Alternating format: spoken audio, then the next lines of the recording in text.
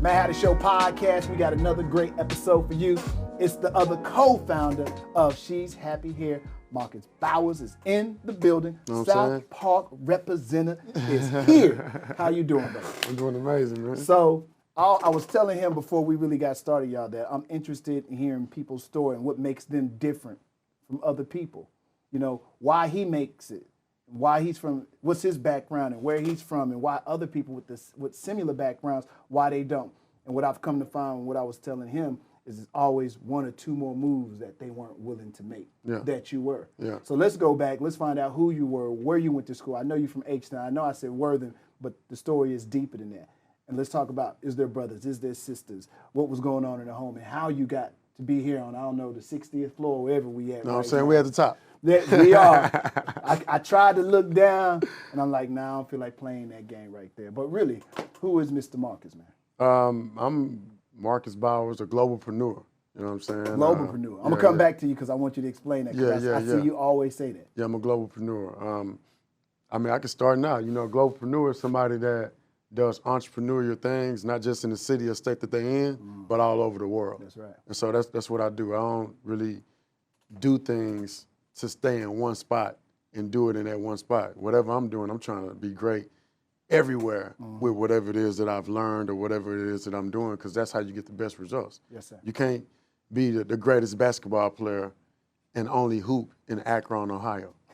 You know what I'm saying? If you're the greatest basketball player, you got to take your talents to South Beach. You got to go to L.A., Hollywood. You got to go wherever the competition is at, wherever the people are at, wherever the ball is being played at. In order Who taught you that?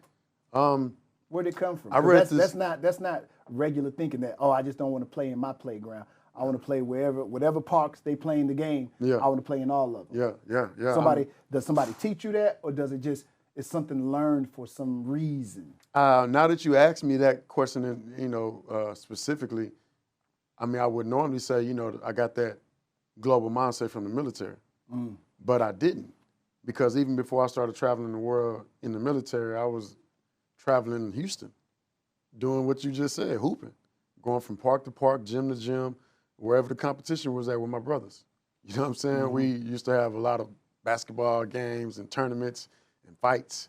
We played in the police activity league. Chief Troy Fender was one of my coaches growing up. Really? Yeah. So he was like a father figure to me. You know, he took us on a lot of trips out of the hood and showed us a lot of different things, before he became the chief of police. How important was that? I'm glad you mentioned that, to be able to see other things, not just your neighborhood. Yeah, it's super important, because you only see what you see growing up in your neighborhood. And so you only see those as opportunities. And so you got to get out in order to see what really exists as far as opportunities go, or opportunities you want to create for others. But you can't even see that. You can't even fathom that when you're stuck in the hood, when you only got certain examples around you. So I knew I ain't want to stay there, So I grew up in the hood, the ghetto is what I call it. You know what I'm saying? And if you're from Houston, you already go follow me, with this. So I grew up off Fondren, Fondren, Dumfries, Sandpiper. The Pit movie theater used to be down there off West Belford by the Showbiz Pizza and all that. We used to walk from like Braeswood, those apartments, Braeswood and Fondren, all the way down to West Belford for entertainment. Go to the movie. So all those apartments, we was playing football against other apartments. We had a fun upbringing. And so on that side of the town, on the southwest side, it's hood kids or ghetto kids with the moms and stuff. We go outside and play. You might fight a little bit, but you come back outside the next day and y'all back cool again.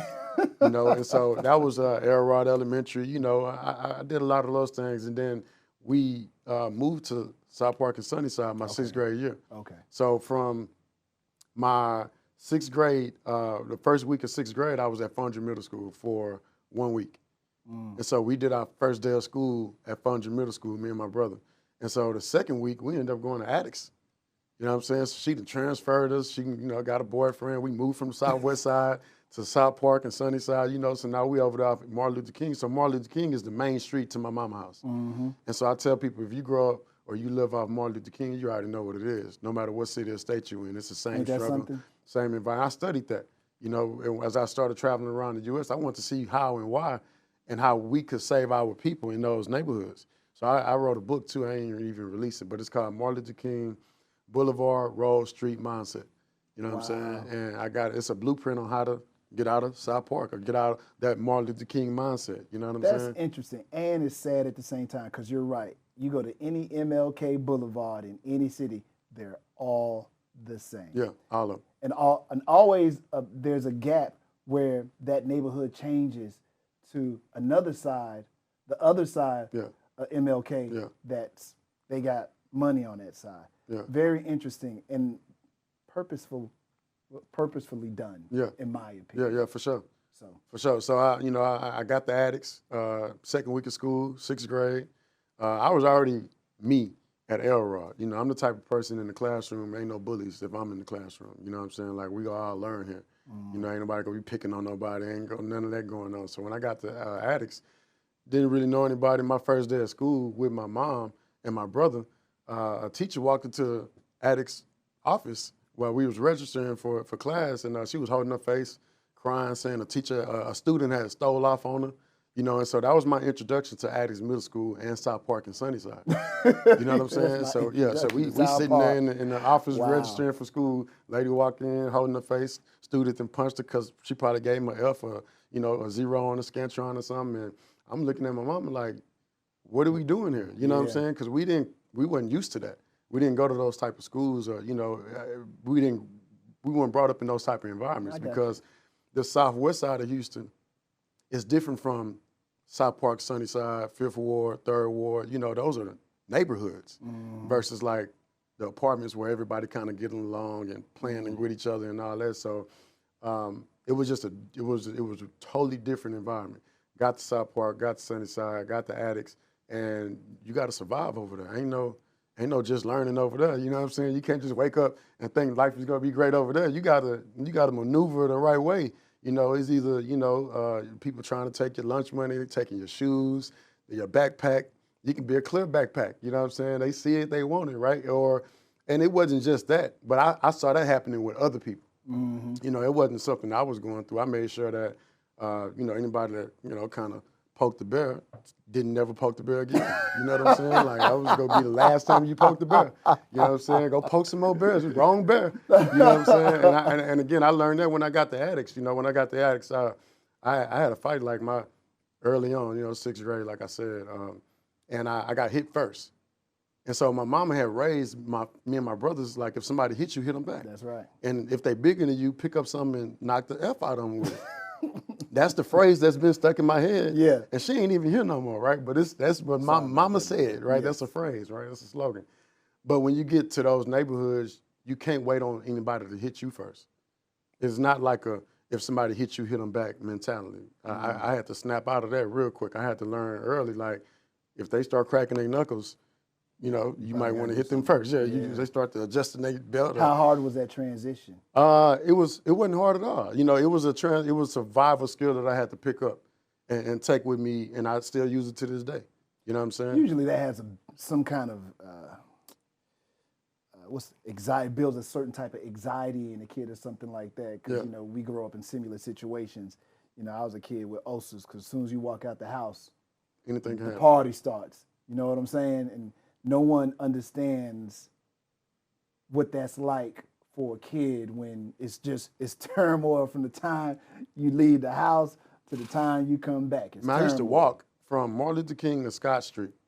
So from Martin Luther King to Addicts Middle School, from Martin Luther King to Worthing Middle School. I used to walk to and from home. And when you walking through those neighborhoods, you running through crackheads and, you know, all type of stuff going. I got jacked for my Reeboks at Addicts. Walking to school, me and my homeboy got jacked for our Reeboks. Like, dude ran up on us with the pistol, you know, give us, you know. Y'all just kids. Yeah, we just kids, you know, again, 6th, 7th grade, 8th grade, we in middle school. So that was my upbringing, you know, and when you grow up like that, you don't want to stay there. So, you know, addicts, went to Worthing, got kicked out of Worthing, same environment, same situation, survival mode. I'm, you know, always the type of person that. Do you know you was always operating at that particular time as a kid? You're doing it. You don't really know it's the name. As you look back, though, did you know that you was operating? It was survival mode that you were on when you look back now? And was it helpful to you or was it hurtful to you? No, it's super helpful because even now people know me as that old Marcus. So when you see me, who you see me with?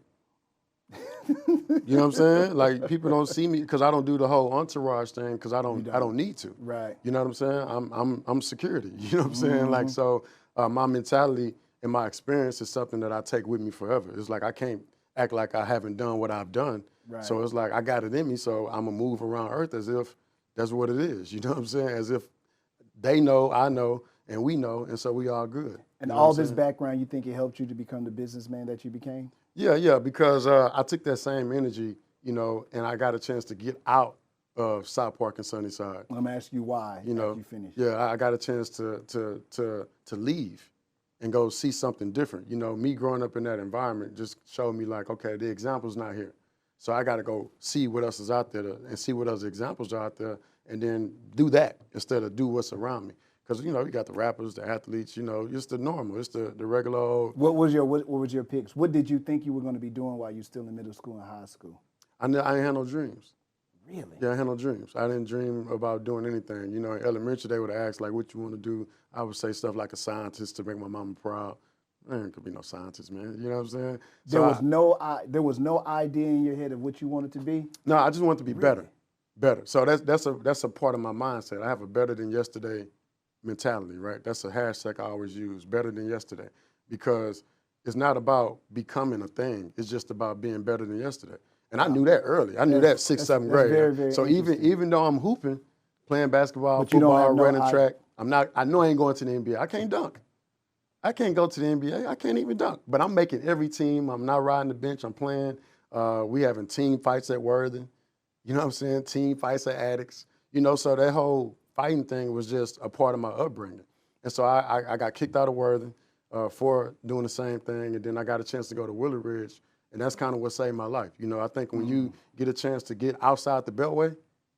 He said outside the Beltway. You know what I'm saying? Anything's possible. If you inside the Beltway, what anything's happened possible. at Willow Ridge that you think was so turning point for you?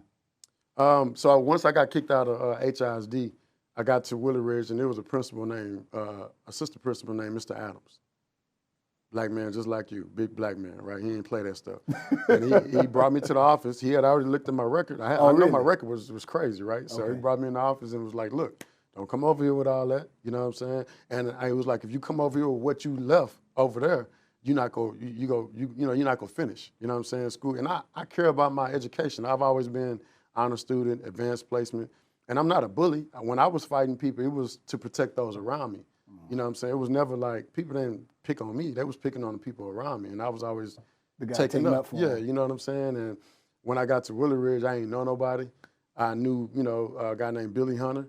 You know, Billy Hunter was like one of them guys that everybody knew, you know what I'm saying? He was already respected, right? So I'm like, well, you know me. So if they respect you, then I'm right here with you. So now they respecting us, you know what I'm saying? And so at Willow Ridge, I went to school with TJ Ford, Daniel Ewing. Oh, wow. You know, this is during that era. You know, I got to the Ridge when it was fired up. Yeah. You know what I'm saying? I'm the new guy. You know what I'm saying? I'm fly. I got my Guess jeans. I don't know if you remember the Guess pants with the little triangle on the back. Yeah, I had all the colors, the shiny Guess. You know what I'm saying? I was the man. You know what I'm saying? The new guy. The girls like me. But I didn't know anybody. And I didn't want to get to know anybody because I knew that when you get to know people, you got to figure out where you fit on the totem pole. You know what I'm saying? It's always like you know, I'm this type of guy, you know, and then, you know, you just kind of treat people accordingly to how that totem pole is, you know, and so I didn't want to get to know anybody. I got there, stayed to myself, was real quiet. Doug Smith was one of my close friends at the Ridge. I didn't know Warren at Willow Ridge. Warren, Adrian, all my business partners, Brandon Thompson, everybody that we started She's Happy Here with. You did not know them? No, I didn't know them. I saw them when we hooped in the gym. You know what I'm saying? Because I'm still a hooper, right? But I'm at the Ridge. I ain't trying to join a team or nothing. The game's already going. I'm just at the school, but we hooping that gym. You know what I'm saying? So I'm seeing the other hoopers. You know what I'm saying? So I remember Warren's face from school when I met him again out there in San Diego. You know what I'm saying? Wow. But, you know, so at Willow Ridge, me not knowing anybody, I was always sitting on the side of the wall at lunch by myself. I always found the table set by myself. I ain't even eat. I would just sit on the wall or something, because I need you to see my outfit. I need you to see how fly I am in school, you know what I'm saying? I wasn't used to that, you know what I'm saying? I came from Worthing, you know what I'm saying? And Willow Ridge is different, you know, it's a different environment. I ain't in survival mode no more. So it was now more you like, fly. I got away from the gangs and the thugs and Right. all that, and now I'm over here with the frat guys, you know what I'm saying? They over here, I'm like, oh, these guys ain't gangster, these guys, they hood, they ain't doing, you know what I'm saying? So I went from the guns and all that, you know, to this, so now I'm more comfortable. And so that comfort level allowed me to graduate. You know what I'm saying? It allowed me to graduate. And then during that time at Willow Ridge, they had these recruiters that would come to the school. And that's what saved my life, actually, because if I'd have stayed in Houston doing what I was doing from middle school to high school, I don't think I'd be where I'm at. But the fact that I relocated and was able to get out of the environment that I saw my other homeboys go through. Because when you graduate from high school and you grow up in a certain neighborhood, you gotta do something. You gotta get gangster. You gotta go to college. You gotta start fighting back. Ain't no principals coming to break nothing up no more. You know what I'm saying? You gotta be a man. You can't be telling on nobody. Ain't none of that. It's so sad to hear this, but this is so true. And here, these are groups of people who have yet to taste life At all. and this is what they're going through. Yeah. So I'm glad that you actually say that. I'm only breaking it down like this because I know most people don't or they can't because they didn't experience everything. Absolutely. You know what I'm saying? And so I'm at Willow Ridge. I'm hanging out on the wall in the cafeteria. Some guy in a white uniform. I didn't know it was a Navy uniform at the time. Right? He come over there.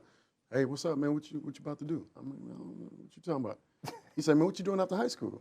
I said, man, nothing. I ain't never been on no college tour. No. I used to go to campuses to hoop. You know what I'm saying? But I never went on a college tour for the educational syllabus. And never thought about it. Never thought about it. Wow. And so he's sitting there talking to me like, what you planning on doing after high school? I'm like, man, nothing. He was like, come here, come follow me. So we walking and talking, and we walking through Willow Ridge hallway. And when you get through Willow Ridge hallway, in the back is the student parking lot. So he had his truck on 22-inch Tahoes with TV screens with the bang on, you know what I'm saying, sitting right there in the student parking lot. And we was out there talking. He like, man, you like this? I'm like, yeah. I mean, we love TV screens. Remember, everybody had the TV screens falling from the ceiling, you know what I'm saying? The remote control on the, all that, So I'm like, yeah, man, this is nice, you know what I'm saying? Deep dish rims, 22 inches. Who don't like this, right? Nice car. Somebody even pimped your ride, right? He was like, if you want to drive what I'm driving, you got to go do what I'm doing. And so I'm like, okay, you know what I'm saying? What you mean? He's like, man, you ever thought about joining the military, joining the Navy? Nah, but now, you know what I'm saying? Now it's on my mind now, you know what I'm saying? And so 2 weeks after graduating, man, I was gone. You know what I'm saying? Really? 2 weeks after graduating high school. So, okay, what really convinced you to go into the Navy? It couldn't just be he had a nice car. No, it wasn't just the car. I didn't have any opportunity. I didn't have anything to do after school. I knew that if I stayed in Houston, my life would probably be on the line. That's really what I felt like. Because again, the way that I grew up and all the fights that I was having, people don't forgive you for knocking them out or something. You know what I'm saying? So and I didn't know that. I didn't know, if they were still mad. Even right now, I don't know if people are still mad from all the things, all the fights and stuff I done had, whatever. So, but I knew that I didn't want to find out. I didn't want to graduate and then be at TSU. And then you got all these, because you got to remember, look, Hannah, I went to Worthing High School, bro. Before I got to the Ridge, every time we played certain schools, we had team fights. Bleachers clearing, we knocking out uncles, tables, chairs being flown. This is normal. If you asked anybody that played basketball during my era at Worthing High School, it's normal for the team fights. You know what I'm saying? That was a normal thing. Wow. And so for me, I'm knowing that, okay, we going to these clubs, high school clubs, right? They fight at the clubs. Okay, well, if we go to TSU and you got everybody that's been rumbling around the city at different times, we having fights at parks, playgrounds, Cloverland, Sunnyside, Justin Robertson, I can name all of them. we done swung some stuff, you know what I'm saying, at all the parks, man, you know what I'm saying? And so knowing that, I didn't want to put myself in an environment to see who was still mad. You know what I'm saying? So it's like, I don't want to put myself in an environment to see like, if they mad about that one time I had to lean on somebody, you know what I'm saying? Or one of my teammates had to lean on somebody. Because every time we had a team fight at a school, we ain't had no fights at Worthing. I don't remember fights at Worthing. It was fights at their school. So every time we had fights at their school, I don't remember picking up our teammates ever. You know what I'm saying? I don't remember walking out the gym like, is everybody, pick your eye up and none of that. It was always like, it was always like, and you know what I'm saying? And they rocking the bus on the way out, you know what I'm saying? We got the ducking, it was all that, you know what I'm saying? So again, when you grow up like that and you're victorious, you don't want to put yourself in the middle to see if people are still, you know what I'm saying, feeling a certain way about anything. So I knew that TSU wasn't PV. I wasn't all onto those school campuses and all that. I wasn't even thinking about college. I was just thinking about the dudes, you know what I'm saying, the streets, survival mode. And the best thing for me to do was just get out of here. Get out, you know what I'm saying, go. 2 weeks later, after graduating, man, best decision I ever made. Does any family member question you on any of this decision? Of course, my mom, your moms, they never want you to go into the military. They think you go risk your life. That's right. They think you like they watch a lot of movies. And so because I've been in it, that's not what it is. And that's why I'm so passionate now about my time in service, about our time in service, because I know what it did for us and I know what it's doing for other people that served. Right. And I know the benefits that people that didn't serve wish they had. You know what I'm saying? So I have to get louder than the people that never served because I know what the true experience is and what the true benefits are. So I feel like if I'm louder, we'll continue to change the community and get more like-minded people that's all about betterment. Because I learned about more betterment in the military. I was already at the guy going to the playground, by myself, shooting free throws all day for 2-3 hours. I remember one of the guy, I don't call them OGs. I don't do that OG stuff because I'm not a gangster, right? So ain't no older gangster, original gangster. I actually hate that term. Really? Yeah, I do. Because I don't gangbang. You know what I'm saying? I don't like none of that. But so an older guy came to the park and he would always see me up there hooping. And one day he was up there, he like, man, you got a lot of potential. I didn't even know what the word potential meant. Wow. You know what I'm saying? He was like, man, you got a lot of potential. So I remember him saying that, and I had to go Google it or look it up, and I'm like, yeah, I do, because I plan on going somewhere. And so I just took some of that, that conversation, that energy, and just keep getting better and better no matter where I'm at. You know what I'm saying? So how long you served in the military? Just 4 years. 4 years. Special Forces too. So wow. Special Forces. My father was Special Forces, but Army. Yeah. And I joined the Navy 2 weeks after graduating high school and 3 months before 9/11. Ooh. You know what I'm saying? So as soon as I graduated from boot camp, 9/11 happened. So you should be scared. Should be, but nah. You know what I'm saying? I'm not afraid of what we seeing on TV, the planes crashing into the buildings, and I was scared of where I just left from. You know what I'm saying? You got to remember, I just left the hood. You know what I'm saying? I ain't got jacked in middle school. Ain't nobody putting no guns up me in the military. You know what I'm saying? They gave me guns in the military. They showed me how to use this in the military. They gave me skills, survival skills in the military, right? I learned that the more you read, the more money you make in the military. You know what I'm saying? I learned, and I'm still doing that now. I feel like you got to learn. The more you learn, the more you earn. That's just how I go. In the military, you got to study, pass these exams, and move up in rank to make money. Yep. And if you don't pass these exams, you're not moving up in rank. That's right. And that's kind of how life is. You got to read, get better to change your life, and then your bank account can go change. I love that. You know what I'm saying? But if you're not reading, then your bank account not going to change. It's like in middle school, high school, you're reading the right things, you get A's and B's. As an adult, you read the right things, you get commas and stuff in your bank account. You know what I'm saying? And so that's how I look at it. Like anybody I see that's not reading and learning, they ain't really going nowhere.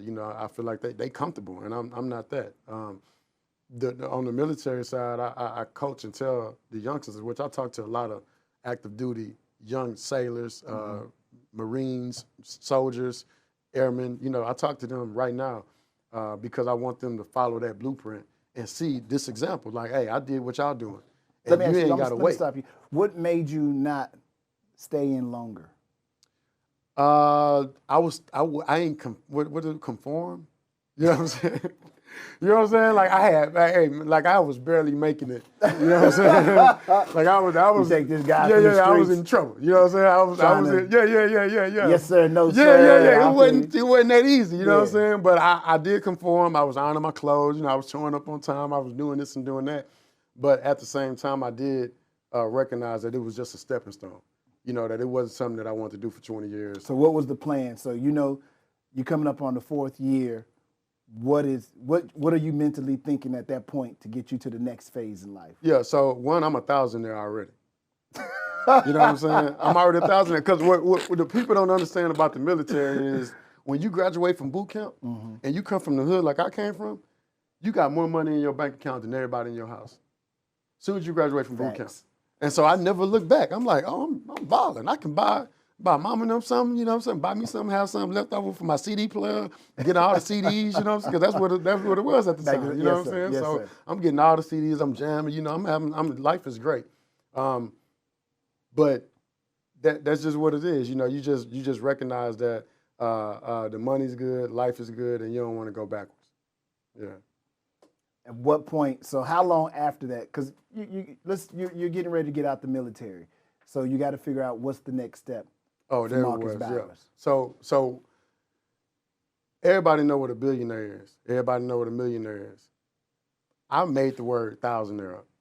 I ain't heard nobody say thousandaire until I said it. You know what I'm saying? So I was a thousandaire in the Navy because at the time, even right now, I don't wear my money.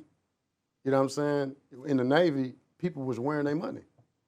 So you're getting this check on the 1st and 15th. Go buy them cars. You buying throwback jerseys, all the wristbands and the headbands to match, the J's. Like everybody around me would buy new outfits for the weekend. And I'm wearing the same clothes. Ain't nothing on me new. You know what I'm saying? You've seen other podcasts with this suit. You know what I'm saying? Like, you know, I'm that type of person. You know what I'm saying? Like, my drawers clean. You know what I'm saying? Socks clean. You know what I'm saying? Yeah. So, but I would see other people wearing their money, and I'm like, nah, that ain't it. The goal ain't to make them rich. The goal is to get rich and stay rich. Yes, sir. Not to get rich and then make them rich. Like, that's not the plan. So as I was getting close to getting out, I saved up all my money, and I was going through, I guess, like about to get out, whatever those processes are that you're about to get out. I started stacking my medical records, you know what I'm saying, making sure that, you know, when I did get out, I could get the certain disability and get that 100%. I called it the Hundo Club. I wanted to join the Hundo Club, you know what I'm saying? Because, you know, some people get 10% disability, 50%. Some people get 100. A lot of benefits come with that 100%. Yes, you know what I'm saying? So I started, you know, realizing that, okay, I'm about to get out. Let's start planning some things.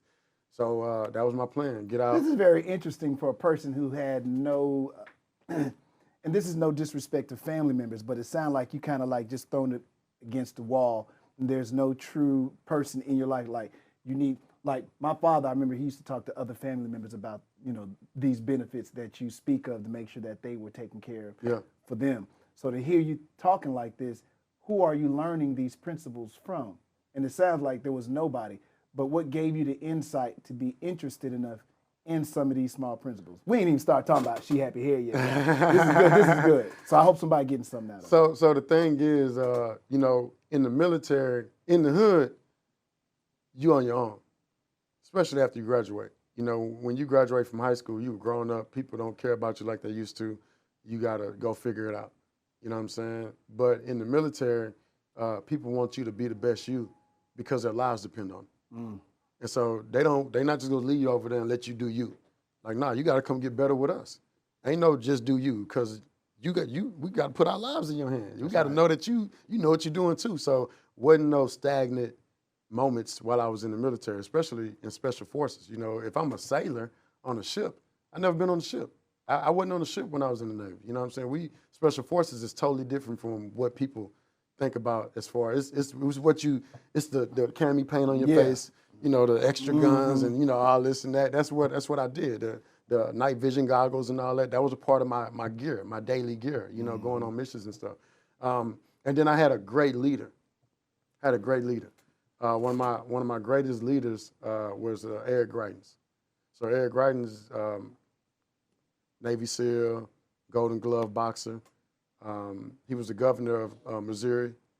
And he's that type of person, Duke University, Oxford University. You know what I'm saying? So he was my lieutenant in the Navy. You know, so I didn't have those examples in the hood. So I'm living with these people, you know what I'm saying? I'm working, growing, getting better, and I'm learning from the people that I'm around. Even if they're not talking to me directly, I'm seeing. You watching, yes. You know what I'm saying? You're in the I environment. remember he didn't even have a TV. You feel me? My lieutenant didn't have a TV. He didn't watch TV. Now, that ain't the life I wanted to live, but it showed me the discipline that it took to get to the next level, you know? So I just had those great leaders, you know, and just knowing that, you know, your lives, everybody's lives is in everybody's hands. Nobody's gonna let anybody slack. And so I never got a chance to slack, you know, and Special Forces ain't none of that. You running, you swimming in the ocean, you jumping out of helicopters, you know what I'm saying? It's like, it's real. You did all that? Yeah, Wow. yeah. But that plays a part in the whole security mindset. You know what I'm saying? Like, if I didn't have that training, I probably wouldn't be able to move around Earth the way I do. You know, I got you. Prepared, ready. You. You know, and then, you know, again, you asked about the whole military side. The Navy and the Air Force are the branches that I encourage. The Army and the Marines are the branches that I say go anyway, because it's better to go than it is to stay. It's better to go to the Navy or the Air Force, but if your only other option is to stay in the hood where there's not a lot of resources, you can still go get a lot of resources in the Army and the Marines too. Because some of us have already lost family members and friends and peers and classmates in the hood. So all that, you go die or people go die when you go to the military. You got people right here where you are. You know what I'm saying? You might as well go you know go what? get these I've benefits, never really man. thought about it like that. You're right. Yeah, you might as well go get these benefits, man. You know, and so same thing, boot camp, right? I'm in boot camp. I remember part of the breaking it down and making sure that people, you know, you left your hood in the hood. Because now that you're in the military, ain't none of that. You don't say the N-word as much when you in the military. You know what I'm saying? We are brothers. You know, it's a totally different conversation and lingo. Petty officer, I forgot his name, man, but he was an electrician's mate. And he told me, I was an electrician's mate in the Navy too. That was my rate, electrician. He told me, he was like, my gang got more guns than your gang. And I was like, what you talking about? Because he knew I'm from the hood, I'm tatted up already. I'm already tatted up. I'm fresh from boot camp. You know, you got to go in the shower with everybody, so everybody looking at you. Even the white boys was shocked to see me with all the tattoos. I remember we in the shower, taking showers, and dude come over there looking at the tattoo. I'm like, bro, we naked. You know what I'm saying? You know what I'm saying? We naked, bro. You ain't supposed to use that on that side of the shower, bro. No doubt. I get that you ain't never seen a black man, you know, probably in your whatever, and then the ones with the tattoos and stuff, you ain't used to seeing that. But you ain't finna come over here and start investigating my tats while we sitting here butt naked in the shower, right? So anyway, fast forward. The petty officer, he told me, he was like, man, my gang got more guns than your gang. And what he meant by that was he knew that I was from the hood. And he thought that I was some gangbanger that joined the military, but I never joined a gang. I never gangbanged. But that was his way of trying to tell me, like, we finna break you down. You know what I'm saying? We gonna break you down. And that's what it was. It was like, whatever mindset you have, he said, I want you to know, like, you're on the right team. Because the other team didn't have as many guns as we got, and they're not as big as what we have. So, you know, if you thought the guys in the hood was on to something, you on the right team. Yeah, you know what I'm saying? How hard was it for you to go through that transformation? Because, like, your mindset is different when you were a kid going into the military, and there's a lot of respect involved, and there's a lot of protocol involved, as I like to call it, when you go into the military. How hard was it for you to make that adjustment? Well, I got mine. You know, I got my respect. Respect comes from, as a kid, it comes from who's the athlete. You know, if you can read out loud. You know what I'm saying? It's different levels of it. In elementary, that's read out loud. It's like, if you can't read the big paragraph, you know what I'm saying? You lose respect. You know what I'm saying? if you're not confident, if you flood in your pants when you come to school, you lose the respect. You know, in the military, it's like, okay, you gain respect by your uniform being up to par. You gain respect by being top 5 on all the races, whether it's swimming or running.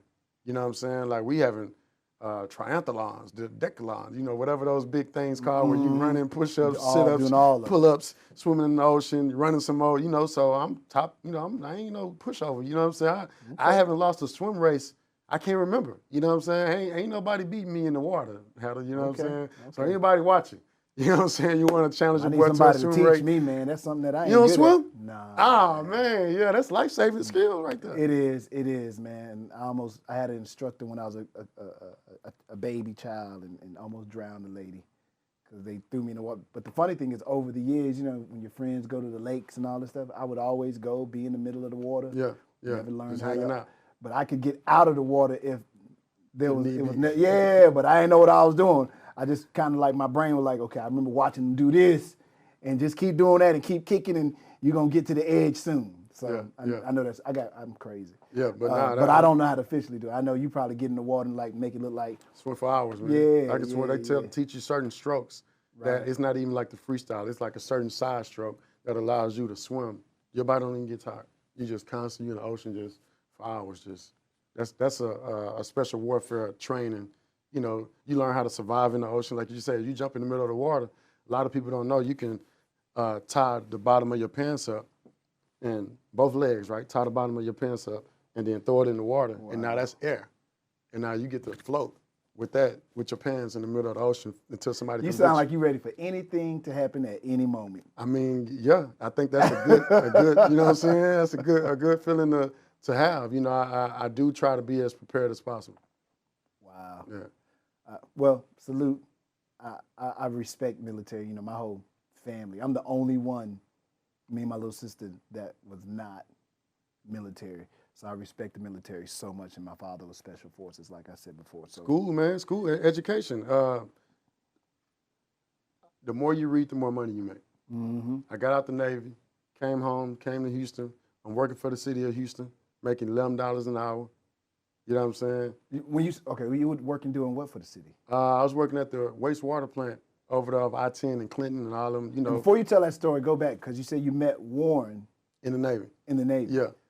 And found out that y'all had a connection. Yeah. Just real quick, if you could just tell me, because I know this story, but I don't know the depth of it, of you guys meeting there. Yeah. And then I'm sure y'all don't know that one day y'all would create this. No. So if you could tell me about that, I would really. So when I was in the Navy, being in Special Forces, you know, you get different benefits, like I was saying, you know. So I got a chance to get an apartment off base.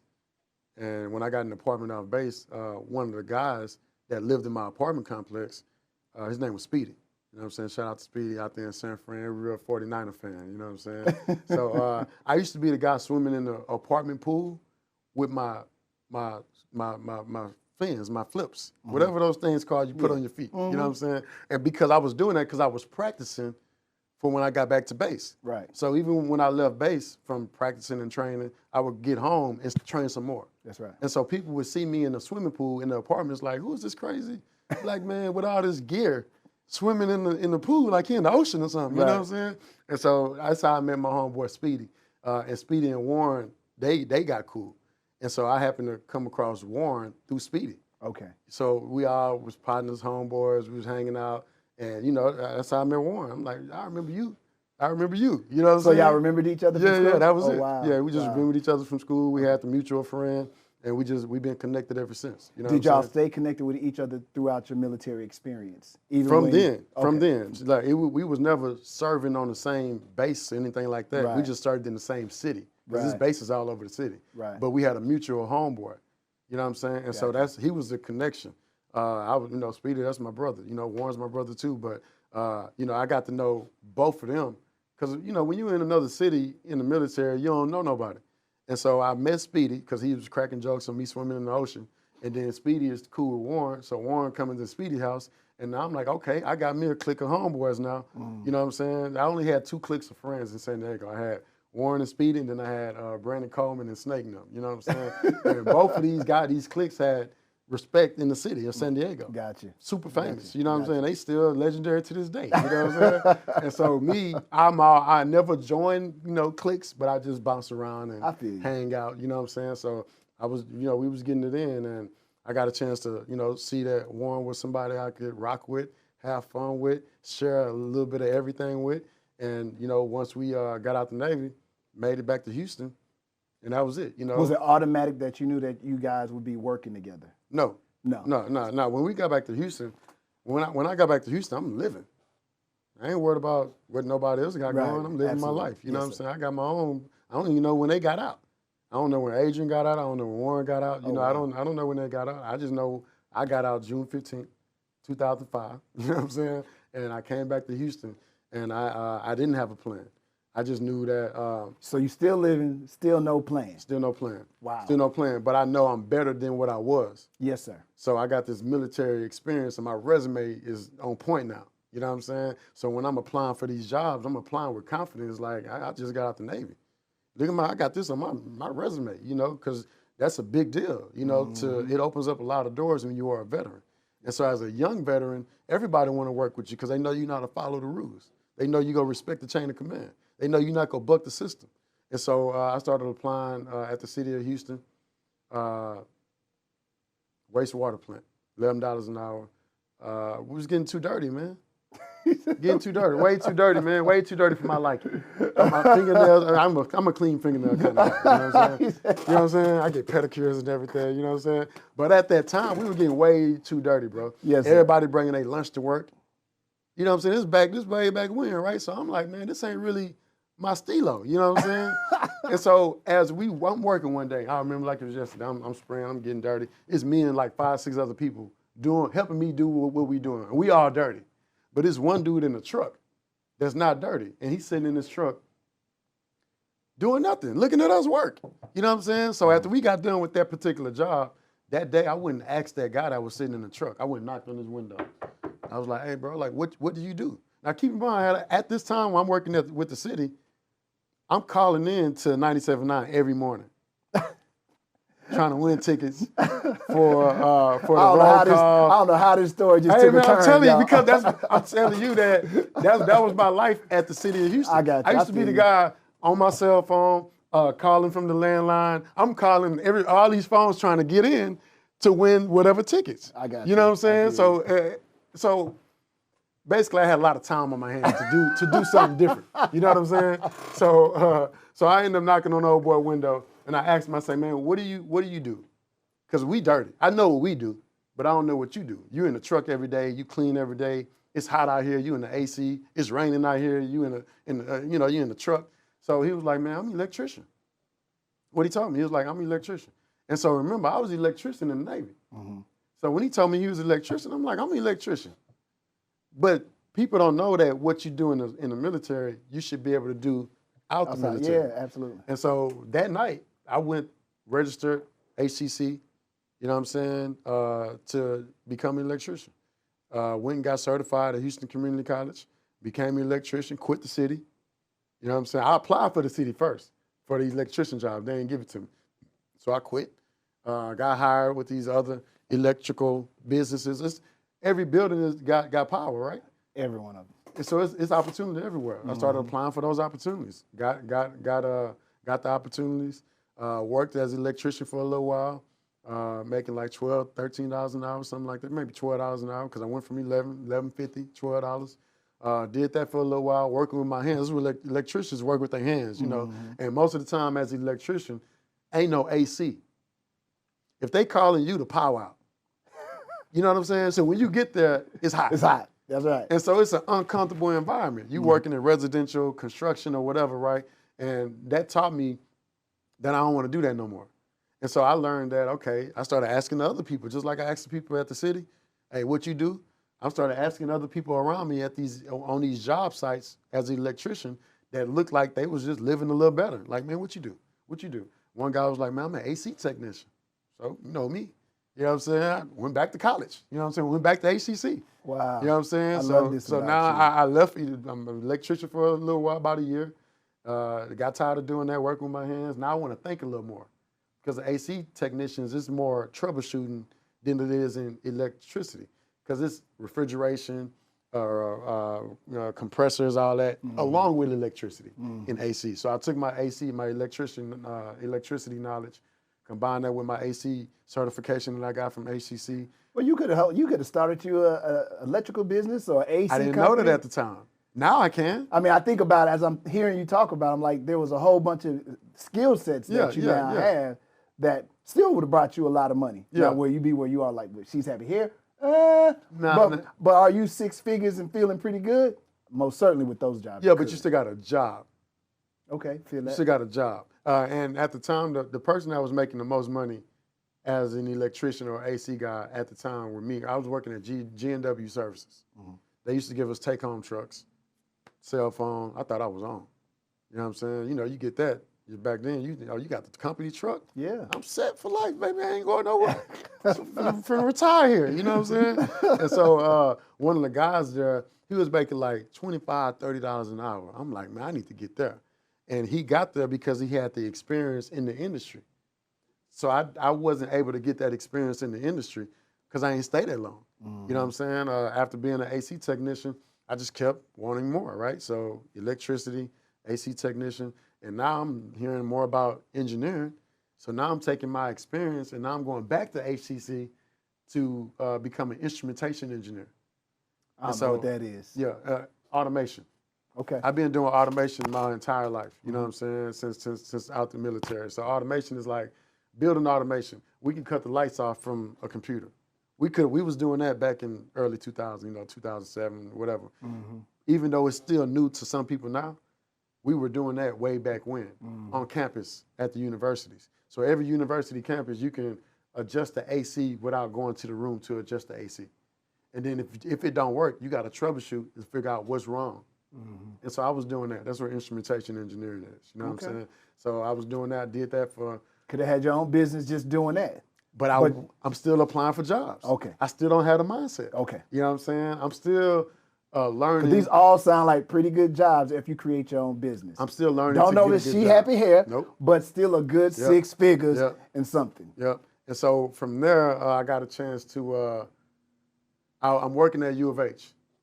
I probably worked at U of H for a couple of years. Let's say 4 or 5 years. Who knows? 3 years. I'm gonna say 3 years. I don't know exactly, but it was a nice. From 2007 to 2011, I worked at U of H. Okay.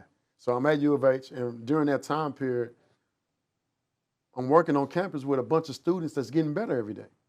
Mm. I'm going to work. They coming to the same place I'm just coming to work at to get better. And I'm watching these students graduate every semester. Every semester they graduate. And remember, I'm the instrumentation engineer. So I'm working some of their graduations. So while I'm working their graduation, I get motivated. I seen all these kids cross the stage, all these kids about to change their life and go move on to bigger, better things because they got a 4-year degree. That motivated me to go back to college again because remember those military benefits, that's what makes it so important. I wouldn't have been able to go to college as much as I did if I didn't go to the military. Mm. And so most people that don't go, you only go to college one time. And then that's why they graduate and they be like, school's a scam, it's just a waste of time. I'm not even working in the degree I went in my field, you know what I'm saying, all that type of stuff.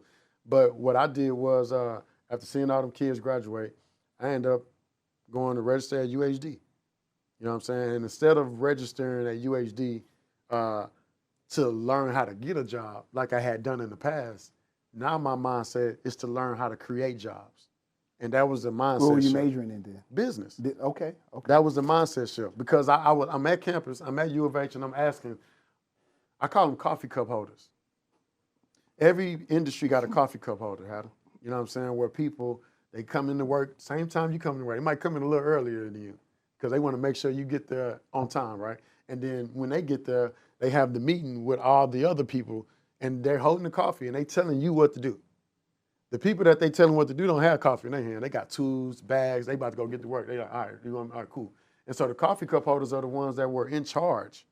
And so I started trapping the coffee cup holders in their office, asking them like, hey, you see the history is me asking people, how did you get to where you at? Yeah. And me following these blueprints to create my own. And so I'm asking people on campus, I remember I looked on the Texas Tribune.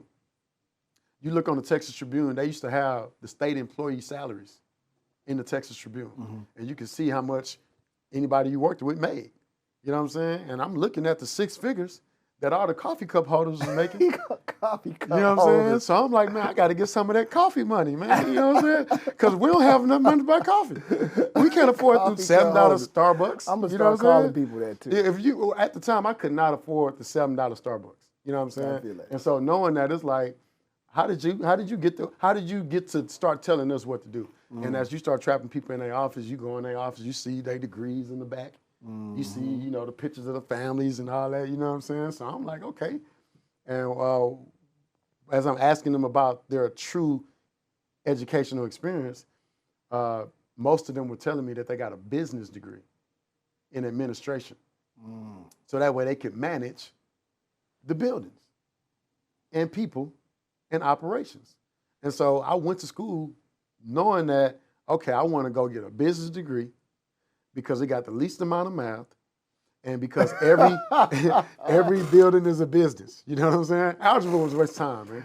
I feel you on that. You talking my language right now. You know what I'm saying? I ain't there, man. I ain't with it. Man. Hey, like, I ain't with it. I could have took something else other than some of that. You are talking my language right now. But it did teach me about the formulas and, following through long math, starting here to get the answer. Absolutely. You know what I'm saying? So I did get something from math. But being that every building was a business, I knew that once I got my degree that I could apply not just where I'm at to get more money, but I could apply for any opportunity around the world. You know what I'm saying? Sir. So got the business degree and changed my life, man. You know what I'm saying? As soon as I got the business degree, we started She's Happy Here. I mean, I walked across the stage and was like, oh, I feel it. I felt different. It was like, oh, you know what I'm saying? I even took because I was the first person in my family to graduate. I love it. I'm the first person in my family to graduate from college, right? So I remember I shook the president's hand and threw up the H. During my, you know what I'm saying, during my picture. I'm excited. I'm like, oh, it's going down. It's going down. So once I graduated, man, I started looking at the world totally different. As if like, look at all this opportunity. Look at all the ideas that you can create. You and Warren are not regular. I'm listening to y'all, and although your stories are completely different, and for those that don't know, he has a co-founder of the She's Happy Here, is Warren. You all are not normal.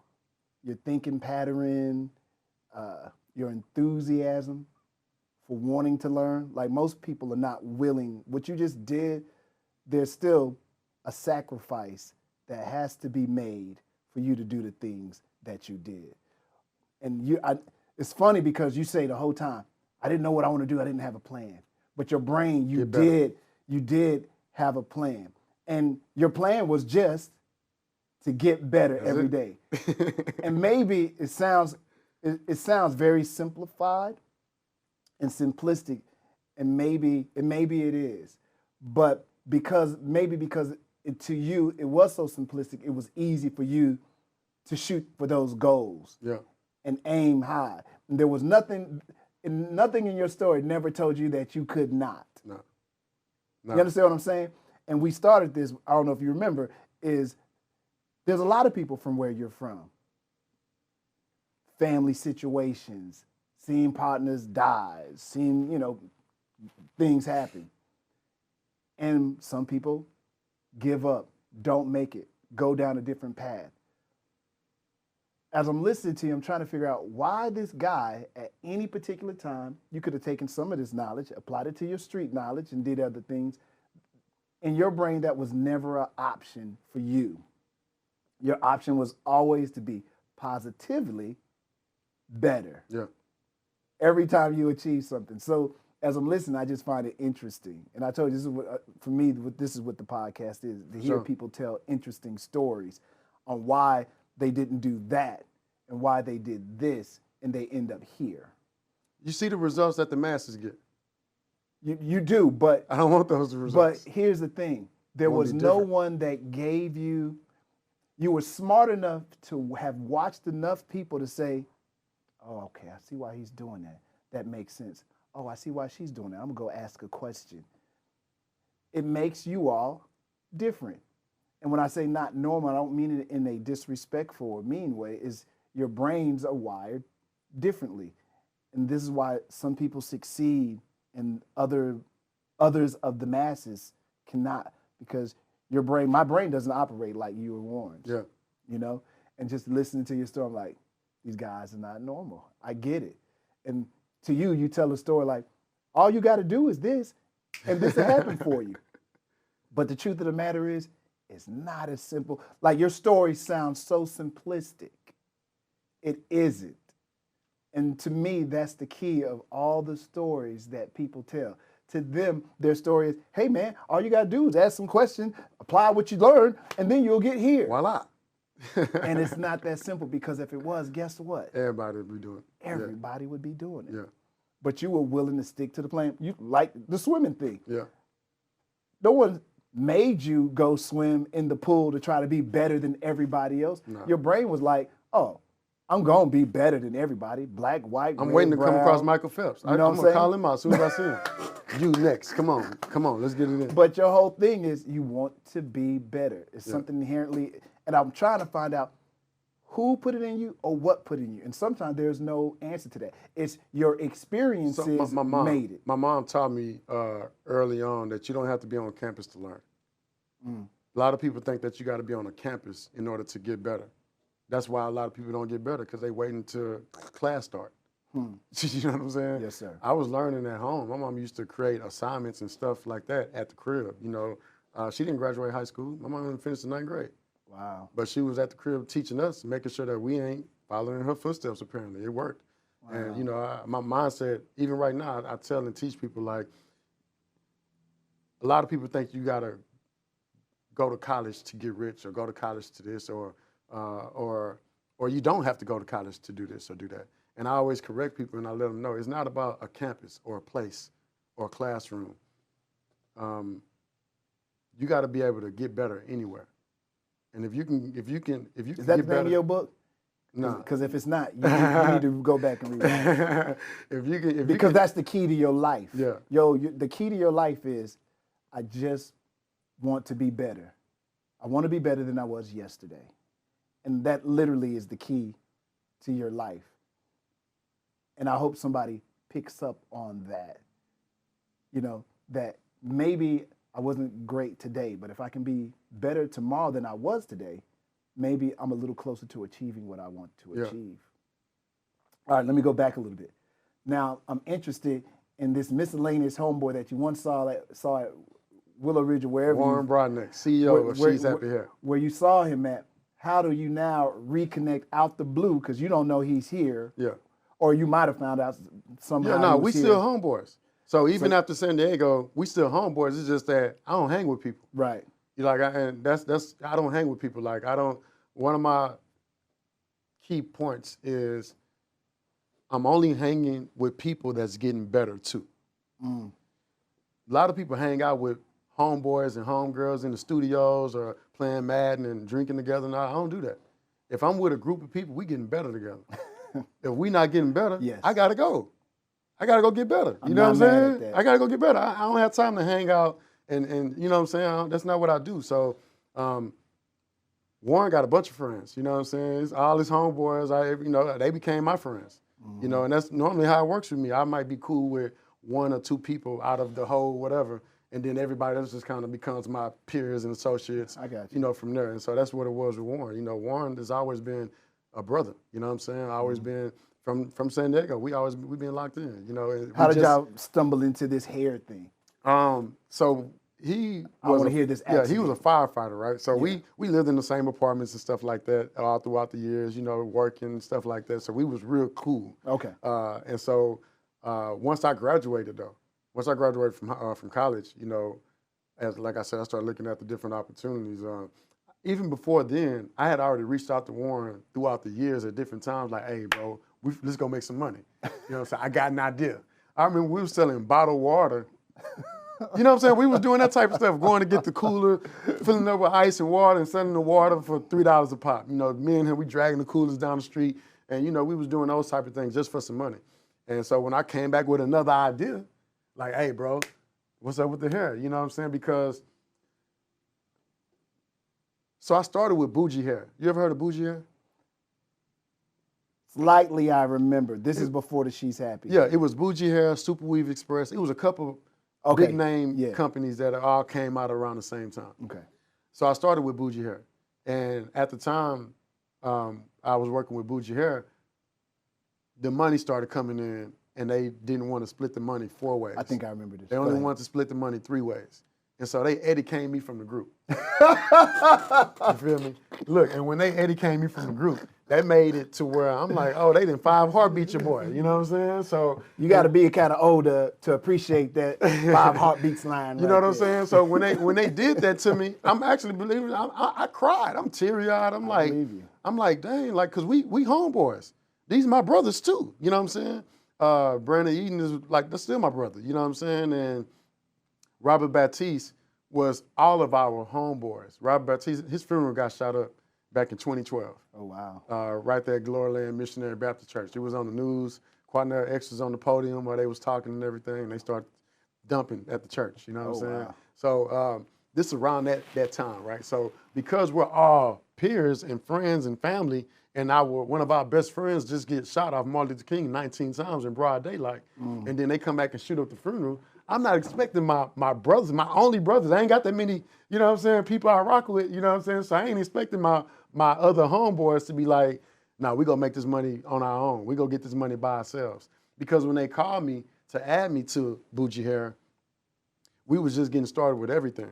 And, you know, I was there in the beginning, you know, when we masterminding and things like that. And so after like a week or two, maybe through 2-3 weeks. I'm just curious, why did you think they X'd you out? Did they think that your participation wasn't really that serious? No, so in the beginning. And I'm just curious, that's why I asked. So in the beginning, they added me because I had a lot of followers on Twitter. Gotcha. You know, I've always been a ladies' man, you know what I'm saying? And so now they want to start this hair company. They tap in. Big brother, like, hey, let me, you know what I'm saying, bring marketing, you know what I'm saying? So they tap in with me, they bring me in. And when they brought me in, initially it was like, hey, you know, we're going to start this company. It's going to be called Eating, Eating, and Eating. That's the name of the company, Eating, Eating, and Eating. But we starting Bougie Hair, but it's under the umbrella of Eating, Eating, and Eating. And so we need you to sign this contract saying that we in charge. You know what I'm saying? You own the team too. Whatever the contract said. Remember, I had just graduated my business degree. So at the time, the contract didn't make a lot of sense to me. You know what I'm saying? Contract was like, we in charge, you just here, do what we say. I'm like, nah, I'm on that ain't no team contract right there. You know what I'm saying? And so I, you know, kind of reluctant right there at that moment. And then it was like, well, we need you to invest $800 to join, to jump in. I ain't have $800, I had to go get it. You know what I'm saying? I ain't had $800. What they didn't know is I had got fired when they Eddie came me from the group. So when they Eddie came me from the group, I ain't had no other job. So they just like, yeah, man, you know, but instead of me telling them like, nah, this is all I got, I'm just soaking it all in like, dang, this is how y'all gonna do me. And I told them, I'm like, are you sure that y'all want to Eddie came me from the group? Because I've been here since the beginning, right? And since I've been here since the beginning, now y'all want me to come back with $800. I don't have the 8. So now I didn't disappear to go get the 8. I don't want to show back up until I got the 8.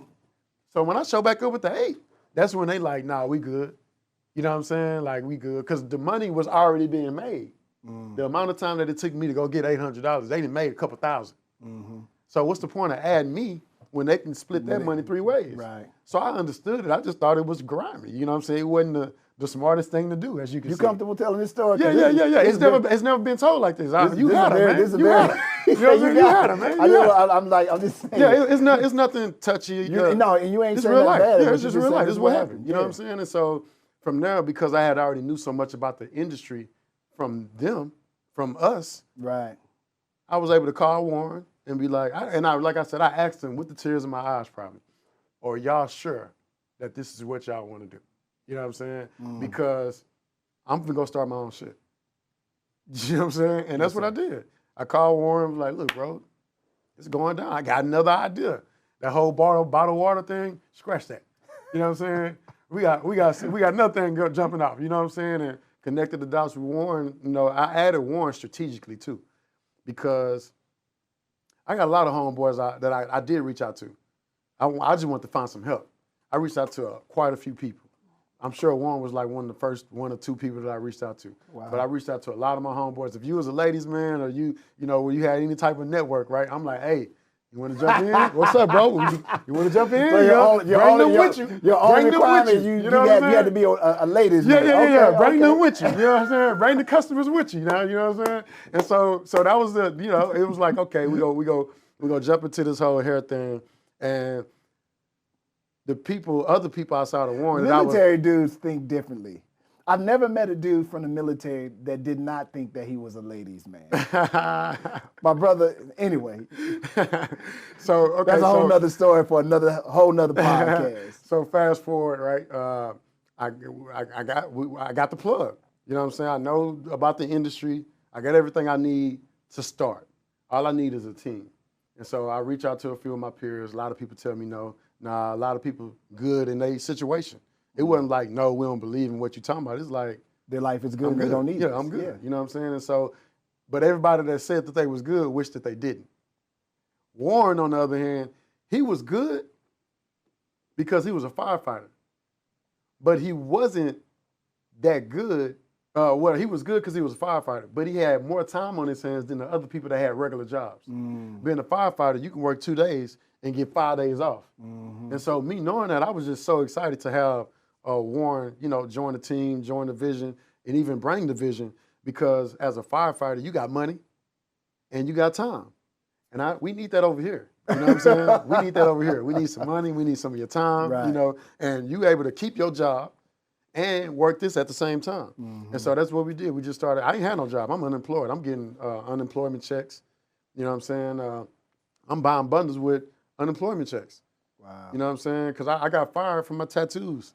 Did you really? Yeah, they fired me, man. Because when I left, when I got my... They didn't know you had the tattoos before you? They did. When I got my business degree at U of H, and I went back to the coffee cup holders, that was, you know, because they told me, they was like, hey, if you get they was like, basically, when you get the paper, you get the paper. When you get the degree, you get the paper. So I'm like, when I got the paper, I came back like, what's up with the paper? You know what I'm saying? And so they was like, we're going to get back to you. I'm glad you added that bit of insight. And I should, as someone that's talking to, I should have asked that question when you said you didn't have your job anymore, why you didn't. So I'm actually glad that you clarified that. And also, I'm glad you clarified it too, because just having tattoos, it's funny now, there was a time tattoos would stop you from achieving certain goals. I mean, there used to be a time where, you know, you had a tattoo, you couldn't be a police officer. And I forgot what I was watching on the news, but I seen a police officer whose arm was so tatted up on the news. Yeah, I was like, oh my God. I said, I forgot that ain't a thing. But this is not even 10 years ago, I don't think. Yeah. Where tattoos really could have been detrimental to your... 2000, you know, about 2010, 2011, yeah, somewhere around there, you know what I'm saying, 2012. This is we just getting in the age of acceptance when it comes to, like, now somebody see your tattoo, I didn't even, I see them, but my brain doesn't see I had them. You know what I mean? Think about applying for a job with these on your hand. Yeah. You know what I'm saying? Back then, you're out. But my resume is off the crazy. chain. You know what I'm saying? So it was like, it's impossible for you to be like, I'm out when I'm in. Put me in. Put me in. I can do the job. I can do the work. You know what I'm saying? So I'm glad you I can learn it. Though. You know what I'm saying? So that stopped you. Wow. Yeah, and so once I graduated with my business degree, and, you know, I started trapping the coffee cup holders, they was slow boogieing me on the raise and the promotions and stuff and the other opportunities. So I started seeking other opportunities outside of campus, outside of U of H where I was working, and got hired with with an engineering firm, worked that engineering firm for 89 days. 90 days is your probation period over. My 89th day, they fired me. That's crazy. 89th day. And they said because... And keep in mind, I had this U of H job for 4 years. I quit that job. to go to this job. 89 days, they fired me. Wow. You know what I'm saying? Because, and it had to do with the tattoos. You know, I'm working in an exclusive environment. The Federal Building downtown, big red building, something like that. I'm the building engineer for that building. Wow. You know what I'm saying? So I'm an engineer downtown, one of those big old buildings down there. But in this particular building, this is where all the DAs at, so federal they judges. don't like the aesthetics of You know what I'm saying? Yeah, so they want me to wear long sleeves when it's hot. Wow. And so when it came time to get a uniform, you know, I remember I was talking to my supervisor, my manager or whatever. They was like, hey, what kind of shirts you want? I said, man, let me get 2 long sleeves and 3 short sleeves. And when they brought my uniforms in, like weeks later or days later, it was all long sleeves. And so I asked the guy, like, what's up? What's up with all the long sleeves? It's hot. You know what I'm saying? Like, you know what I'm saying? This ain't what I asked you for. And the only option that I had was all long sleeves, right? And so that was it. You know, they was like trying to let me know, like, you got to cover up. And I was on some like, nah. You know what I'm saying? Like, I shouldn't be having to cover up because they scared. You know what I'm saying? I'm doing my job. Don't look at the tattoos then. You know what I'm saying? Whatever. So I dealt with that. And again, 89th day, they ended up firing me. And I was able to give She's Happy all I had because I was already hustling. I was already working and, you know, meeting people after work. Do you think if you still had a job, you would have pursued it at the level that you did? Nah. So, my back was against the wall. Okay. Yeah, I ain't had no other option. It was like, I got to get it. This unemployment check got to flip. When did you know that y'all were getting it? I knew we was getting it when we got the ADT security cameras. Before that, you know, I felt like we just hustling. Now, what did the cameras have to do with She's Happy Hair? We had something that we needed to protect. You know what I'm saying? Like, if you ain't got nothing that you need to protect, then, you know, you ain't doing nothing. You know, so when we got the ADT cameras and I was able to look at the store or the stores from my phone, I'm like, oh, okay, this is what it is. Now, prior to that, when we got the first location, because we went from meeting people in parking lots, hustling, all that, to like a physical address. And so what happens is a lot of people hustle. When you hustling, you got to go meet the customer where they at. When you in business, the customer comes to you. And so we went from hustling to being in business. That's when I knew it was like, okay, we got this address, we got the product. They coming to us instead of us going to them and meet them in all these other random places and stuff. That's when I knew it was different, when we could market the product and the address versus, you know, having to go meet them face to face. Why do you think you guys were never afraid to branch out and be, because you like what's the word you use? You're a globalpreneur? Globalpreneur, yeah. You've always thought that way very early on. Most people wait several years to try to like, oh, we're going to go to Detroit. Yeah. Oh, we're going to go to Atlanta. Oh, we're going to go here. This is, I don't want to say maybe a year or two, but it seems like pretty quick you guys started branching out. And if I'm wrong, correct me, please. No, it happened quick because we had peers all over the U.S. So when you join the military, you meet people from everywhere. And then when you get out, those people are your brothers forever. You know what I'm saying? Your network, you know, whatever. And so one of my homeboys was still in San Diego, still in the Navy. And he was on this hair thing too. So the same way I brought Warren into the hair industry, I was also giving the game to some of my other homeboys. But I wasn't giving them the game like, start a She's Happy Hair. I'm just like, hey, I'm selling this, I'm doing this, you can do this in your city too. And so one of my homeboys ended up starting a company called Lavish Links. You know, so he rocking and rolling. So we bouncing ideas off each other.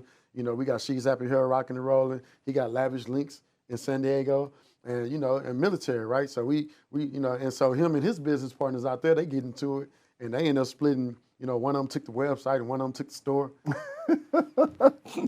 We ain't never doing that. You know what I'm saying? Right. We ain't going nowhere. We ain't get to win it. You know what I'm saying? But that's what happened to Lavish Links. Right. And so when that happened to Lavish Links, I told my homeboy, like, how about you just join She's Happy? You know what I'm saying? How about you do what you doing, what you was doing for Lavish Links, do it under She's Happy. And instead of doing She's Happy in San Diego, let's do She's Happy in your hometown.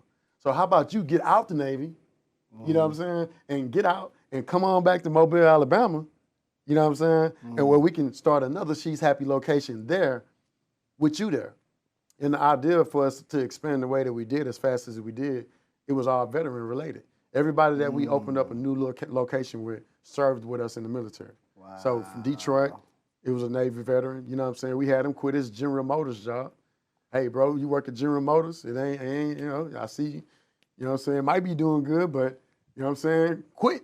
Come on over here, rock with us. Follow the brand lead. Do what we doing. That didn't work out. You know what I'm saying? He didn't follow the brand lead. He was, a lot of business owners forget that they're business owners and think that they rappers are, you know, you got the entourage with the cameras following you and you making it rain here. Like, first of all, you making it rain our money.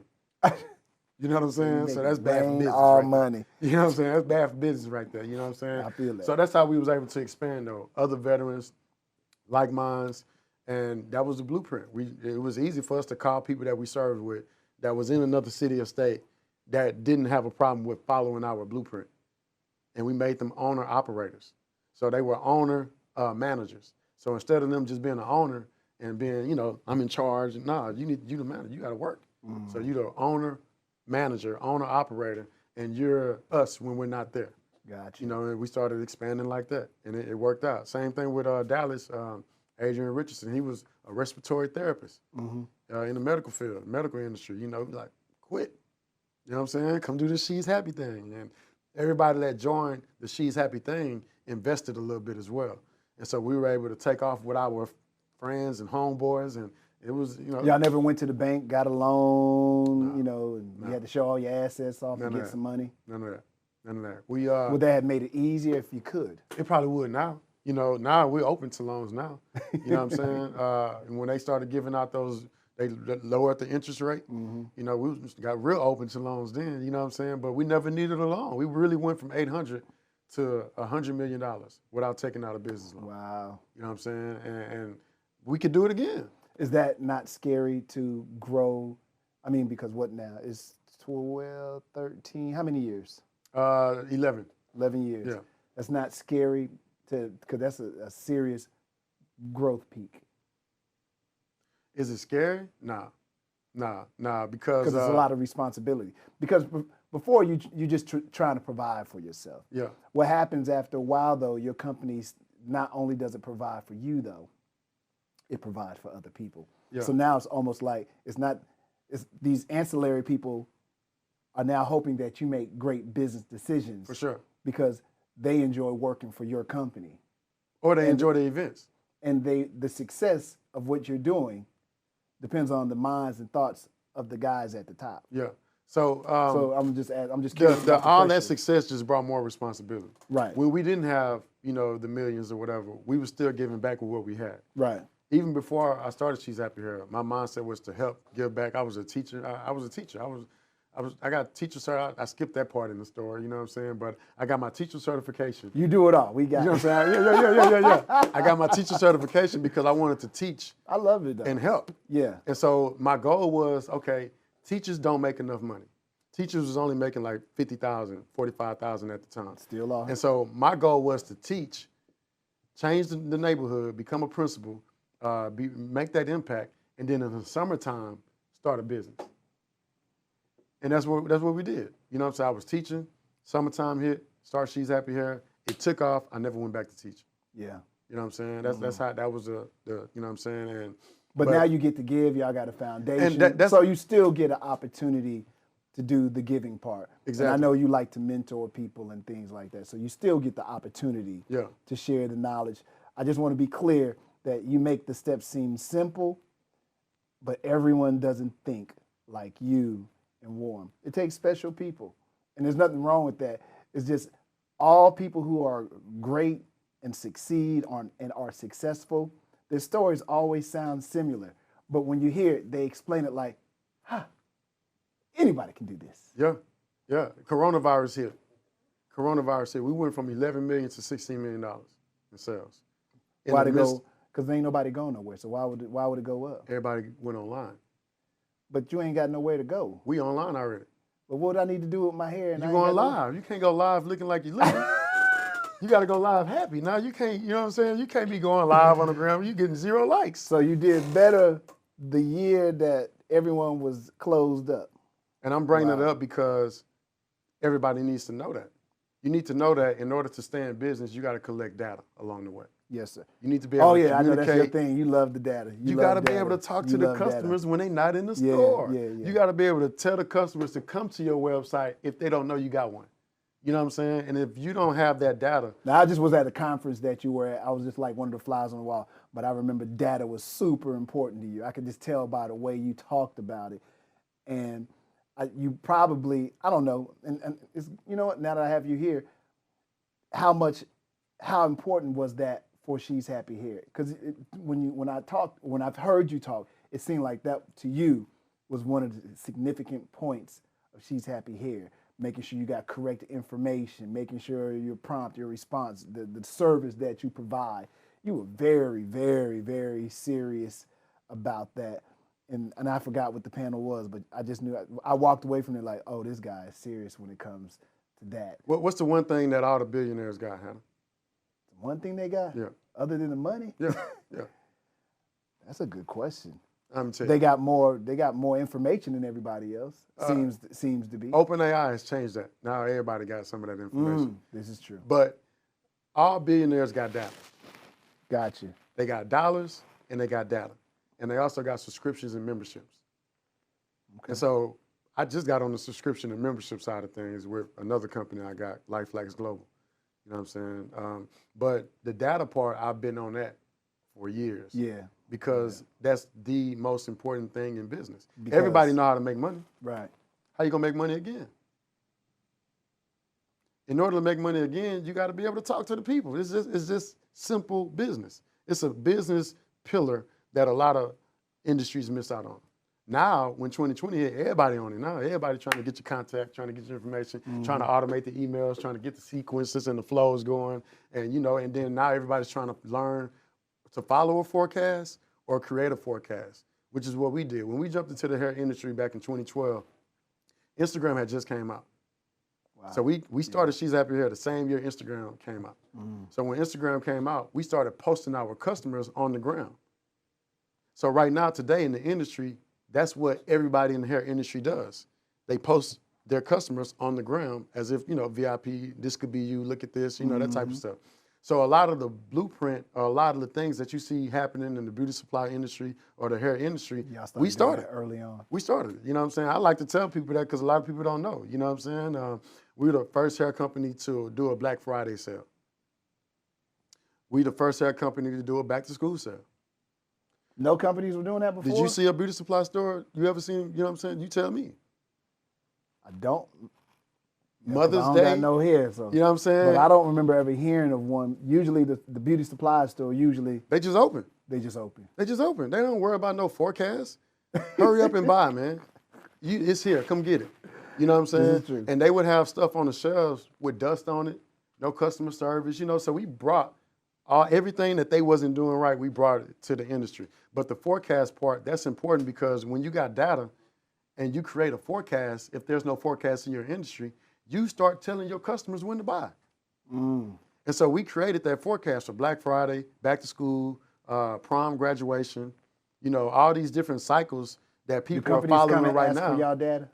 No, they don't ask for what? No, it ain't nothing. You can't. Data's a lot, a lot of money. Yeah, you can share. People share data. You do collaboratory email blasts and things like that. There's a lot of ways to make it work. Right. But if you don't know what to put in the CRM, it ain't gonna work. So you can have the data. Some people open up a business and they collect money. Some people open up a business, collect money and data. Some people open up a business, collect money, collect data, but don't do nothing with it. Some people open up a business, collect money, collect data. They do something with the data, but it's not the right, formula. Gotcha. It's not the right conversation to get the customer to get up and move or act. Okay. And, so I just became an expert at that. I became an expert at call to actions. And, again, it's a lot of industries, a lot of people in business, but they're not following a forecast. And if you're not following the forecast, then you're missing out. Can you do that now in the environment that we are in as a country, as a society, as a world? Can you still forecast and pretty much still gauge, you think, where the buyers might be, where they may not be, if they have the ability it was $35 billion sold in retail for Mother's Day this past, will be for Mother's Day. $35 billion is going to be spent for Mother's Day. Say less. Because it's Mother's Day. Yeah, no doubt. And it's Mother's Day for the rest of your life every year. Black Friday. People, I tell people all the time, right? Either you in the matrix or you creating the matrix. So a lot of people in the matrix, they just doing whatever the world tell them to do. I'm creating a piece of my matrix. So I'm able to, on Black Friday, instead of me waiting on you to tell me what the sale is, I'm telling you what the sale is. Right. I'm telling you when to spend. Other people waiting on other people to tell them when to spend. You know what I'm saying? It's just a business mind that most entrepreneurs should have. And you got to follow a forecast because that's where it's at. I got it. There's money all throughout the year in your business and your industries. But if you follow a forecast, there's more money in those different sales cycles. Because Black Friday is coming every year. Back to school time is coming every year. Graduation prom is happening every year. And if there's not a forecast for you to follow, create it. Create something in your industry. Even for you, like being on the radio, I always wondered, getting all these listeners and viewers, right? I'm the type of person where it's not about me. I was not good at it. Listeners are cool, viewers are cool, but I need that data. I need to somehow, some way transform the followers that I got on social media into data. Because the money's in the data.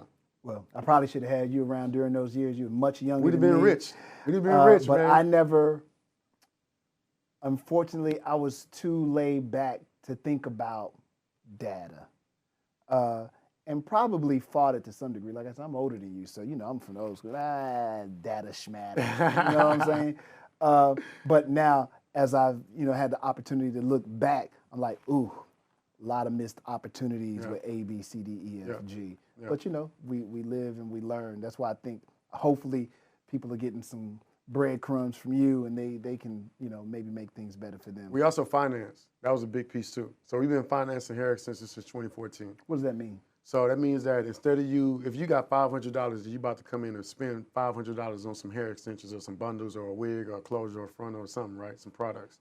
Instead of you spending that $500 in the store, we offer you our finance options where you can put down a small down payment. You can finance your hair? Yeah, and split your payments into 4 easy payments. Oh, God. You know what I'm saying? Y'all finance hair. And we've been doing that since 2014. Financing hair? Yeah. Since 2014, we've been financing. And people hair. finance their hair? Yeah, and so now fast forward to 2023. Wow. Pretty much a lot of hair companies are offer doing financing. this now. And I know that we're the trailblazer. It's expensive, though. Hair is expensive. That's one thing I learned. That's probably why y'all guys got into it. I didn't realize it. Just hearing about y'all and some of the stuff you were doing is when I learned it. I don't know anything about hair, but I would hear they sell hair for what? Yeah. Who buying that? Yeah. Then you see a line of ladies going into the place, and you're like, oh, somebody. And we used to sell it for cheaper than everybody else. We still do. We still got the lowest prices than everybody else. Yeah, our prices are way more lower than any other brands that's out here in the world. You can go to She's Happy website, take a look. We just raised our prices actually. But we had to. It's cost of the raw material. Yeah, man, everybody, I get it. Everybody is, man. We've been $75 a bundle for a long time. It's time to, raise it up a bit. When we jumped in the industry, we jumped in at just $75 a bundle. Just like McDonald's got 99-cent burgers and all that. That was the mindset. It was like 99-cent burgers, $75 a bundle. Why do you think these men were able to do this in something that is totally, the majority of your client base is female? Why did it work for y'all? We know how to not push the issue and not let a situation ruin the relationship. I think a lot of times in business, especially with women, the cat fights, and then it doesn't get better from the cat fight. It gets worse. For us, we just kept our eye on the goal. It's like we're trying to win. So, even though we may disagree on strategies or, a certain way of doing this or getting the ball in the basket, as long as the ball gets in the basket, you know what I'm saying? Next day, we just keep moving, just keep going. A lot of people hold those grudges, right? And then, again, they let the situation ruin the relationship. And we just we wasn't on that. Warren's always been the radio guy, the marketing, the handshaker, the CEO. You know what I'm saying? And for me, just like I'm glad you brought that up. It seems like y'all have the company together, but you on 610, the other one's on 45. Yeah.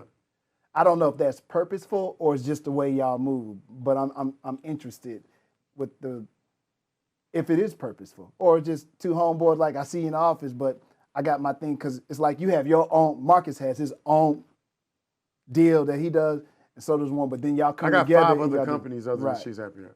Right. You know what I'm saying? I started to dip my hands into different industries in 2020 when the world stopped. I kept going. So I opened up like 3-4 other brands.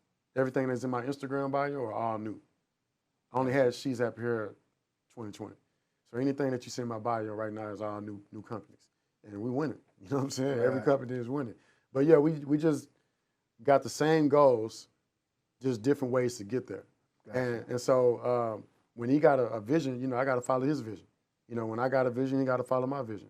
And so you just got to have that in business. And for me, I always But it seems like y'all ain't got to be in the same place at the same time, making the same moves, meeting the same people. No. And it seems purposeful. Yeah. But it might not be. It might just be that's just the way we move. So for me, I never wanted to be the CEO of anything. I never call myself CEO. I don't call myself the HNIC. I don't even use the word boss. You call it quality assurance. Yeah. I'm still trying to figure out what that is. They gave me that title, man. I don't even know what it is, man. You know what I'm saying? Chief Quality Assurance Officer. You know what I'm saying? Because we were having the conversations I'm like, man, I'm not a title guy. Right. Like, I don't need a title to do what we need to do to win. Right. You know what I'm saying? So it's like I'm You not got to put something on this paper, man. Yeah, What we gonna yeah, put on yeah, this yeah. paper? So that's what we Quality you know what I'm assurance. saying? Yeah, it was just co-founded for a long time. You know what I'm saying? Right. So I appreciate the chief. You know what I'm saying? Chief Quality Assurance Officer. You know what I'm saying? So yeah, for me though, I prayed to God many, many years ago to be the founder of my companies, not the CEO of my companies. Again, I don't use the word boss. I'm not the HNIC. You look at my Facebook bio right now, it says She's Happy Here, team player at She's Happy Here. And so that's how I operate. I want leaders around me. I don't want people thinking I'm the only leader or we're the only leaders. We need other leaders. And so I make sure that I'm in a space now where I'm only creating leaders around me. You know what I'm saying? Like, I only want people that want to be the CEO. I want them type of people around me because I'm finna create some stuff. You know what I'm saying? So I want people to jump in and take it by the horns and go. But while we're going, I'm going with you. And while we're going, I may be like, hey, I don't think that's a good idea. And you know, and some CEOs or some entrepreneurs or some executives, they don't want to hear what you got to say. They just want you to listen to them. You know what I'm saying? And so that's where, you know, I got to take a step back because, you know, he got this strong mind and it's working. But it's like, well, I still got some things to say. You know what I'm saying? I still don't think we should be doing it like this. And I'm never going to not say nothing. You know what I'm saying? And so that creates okay, well, show me. If it's going to work, show me. And he always showed me. He never failed to show me that, hey, what I was thinking about, I should have thought the way he was thinking. You know what I'm saying? And you know, and so I'm always getting on board and I'm always following the leader, you know, the CEO of the company. And so me, I keep a hold of filling in the blanks everywhere. Yeah. That is not filled in the company. So I've done probably 90% of the onboardings of everybody on the team. You know, every time somebody new joins the team, I'm doing the onboardings. You know, I wear the hat of like the HR king. I got you. You know, and so for me, I'm the type of entrepreneur in person. You know, if you don't do it, I'm gonna do it. Whatever it is in the company. You know what I'm saying? We'll never go not get it done. That's right. You know, if we gotta work the stores, we'll work the stores. If I gotta order here, I'll order here. If I gotta sweep and mop something, I'm sweeping and mopping. One of our things here is that it's everybody's job. Ain't no such thing as that's not my job. If I hear that, I start pulling hair out of my head. You know what I'm saying? What? That's not my job because it's everybody's job here to keep the customers happy. You know, and so for me, again, I fill in the blanks each and every word, but for the most part, I enjoy doing the data side, the email marketing, the online side of things, as well as everything else that, you know, you see us doing. Like, it takes a whole team of people to make this thing go. Okay. A lot of people only know me and Warren. It's crazy. Here's the other thing. And maybe I saw this on your Instagram page, so I'm gonna need you to explain. And maybe it wasn't Instagram, maybe it was an article, but it started by saying comedian. Yeah. So I didn't know if that was serious. I'm like, yeah. or that's the way you feel about yourself. Like, hey, Nah, when man. it comes to this life, comedian, philanthropist, co-owner, business-minded, all the other things. You had teacher, speaker. You had a lot of stuff on there. But when I saw comedian, I'm like, I don't know if he's trying to be funny or serious. But I see you speaking a lot, so I know you have, you getting in front of people is no big deal to you. You do it like that. Yeah, and that's the reason. Because I was a comedian. I am a comedian. I'm always going to be a comedian. I'm never going to stop cracking jokes. You know what I'm saying? It's just that when you start a business, you can't be on stage saying what you used to say when you got a business. I understand. And so I had to take a step back from the comedy side to focus on the money. You know what I'm saying? So there's money in comedy too, but I was having sold out shows at the Improv. I'm traveling all across the U.S. doing shows. I did not know this. Yeah, I've been doing comedy for a lot of years. Wow. And, everybody on the comedy scene know me. You know, I'm one of the people that everybody knows. I'm probably one of the richest. You know what I'm saying? You know, Ali on the way. Ali on the way. I done seen Ali YouTube views. You know what I'm saying? My man, he got millions plus views and all that. It's gonna show in the bank account at some point in time. You know what I'm saying? Got you. But you know, but people know me. Everybody know me. Ali did my last birthday party. When I had a comedy show. I think for my 35th birthday party, I had Ali host. This guy is 30. How old are you? I'm 40. Baby. Look. This guy's a baby. I brought South Park Shawty to the Houston Improv. Yeah. It was lit. You know, sold out show. It was lit. She did her thing. Ali did her thing. What did South Park Shawty do? her thing. She did her thing, man. You know what I'm South saying? Park Shorty is Same world. thing she do over there, Martin Luther King. Listen, is world renowned for being herself. Yeah. You gotta I wanted to bring, because she already had a platform on Instagram. Absolutely. I wanted to give her a bigger opportunity to do what she did everywhere, right? So that was my whole thought process from bringing her to the Improv and bringing South Park to I-10. You know what I'm saying? Silver Road. You know what I'm saying? And so at that time, though, even before that, doing all these comedy shows, you start traveling or walking or shopping in Walmart and H-E-B. And when you're doing comedy and you're doing sold-out shows, people want to run up on you, Heather. Well, they want to run up on you, take pictures with you and all that. And I just told you how I grew up. Yeah, that's what I'm getting ready to say. You're a street guy. You know what I'm saying? Yeah. So that wasn't. So I was going to ask you, really like, how do you handle that? Because now you're a comedian. Yeah. But a lot of people going to know you as this guy that runs this huge company. Yeah. So different people, a lot of them that won't look like you. I had to grow to this. Yeah, okay. I had to grow to where I'm at now, where I'm receptive to strangers, walking up, asking questions. Because, you know, you don't get within arm reach is really like you know what I'm saying? You know what I'm saying? Do whatever you're doing, just don't get within arm reach. I see a lot of your street values have not changed. I mean, you got to keep them to survive no matter what age you get to. Yes, you know what I'm saying? Yes, but as a comedian, you know, it's fun. You get a chance to crack these jokes, but I saw a lot of people getting canceled.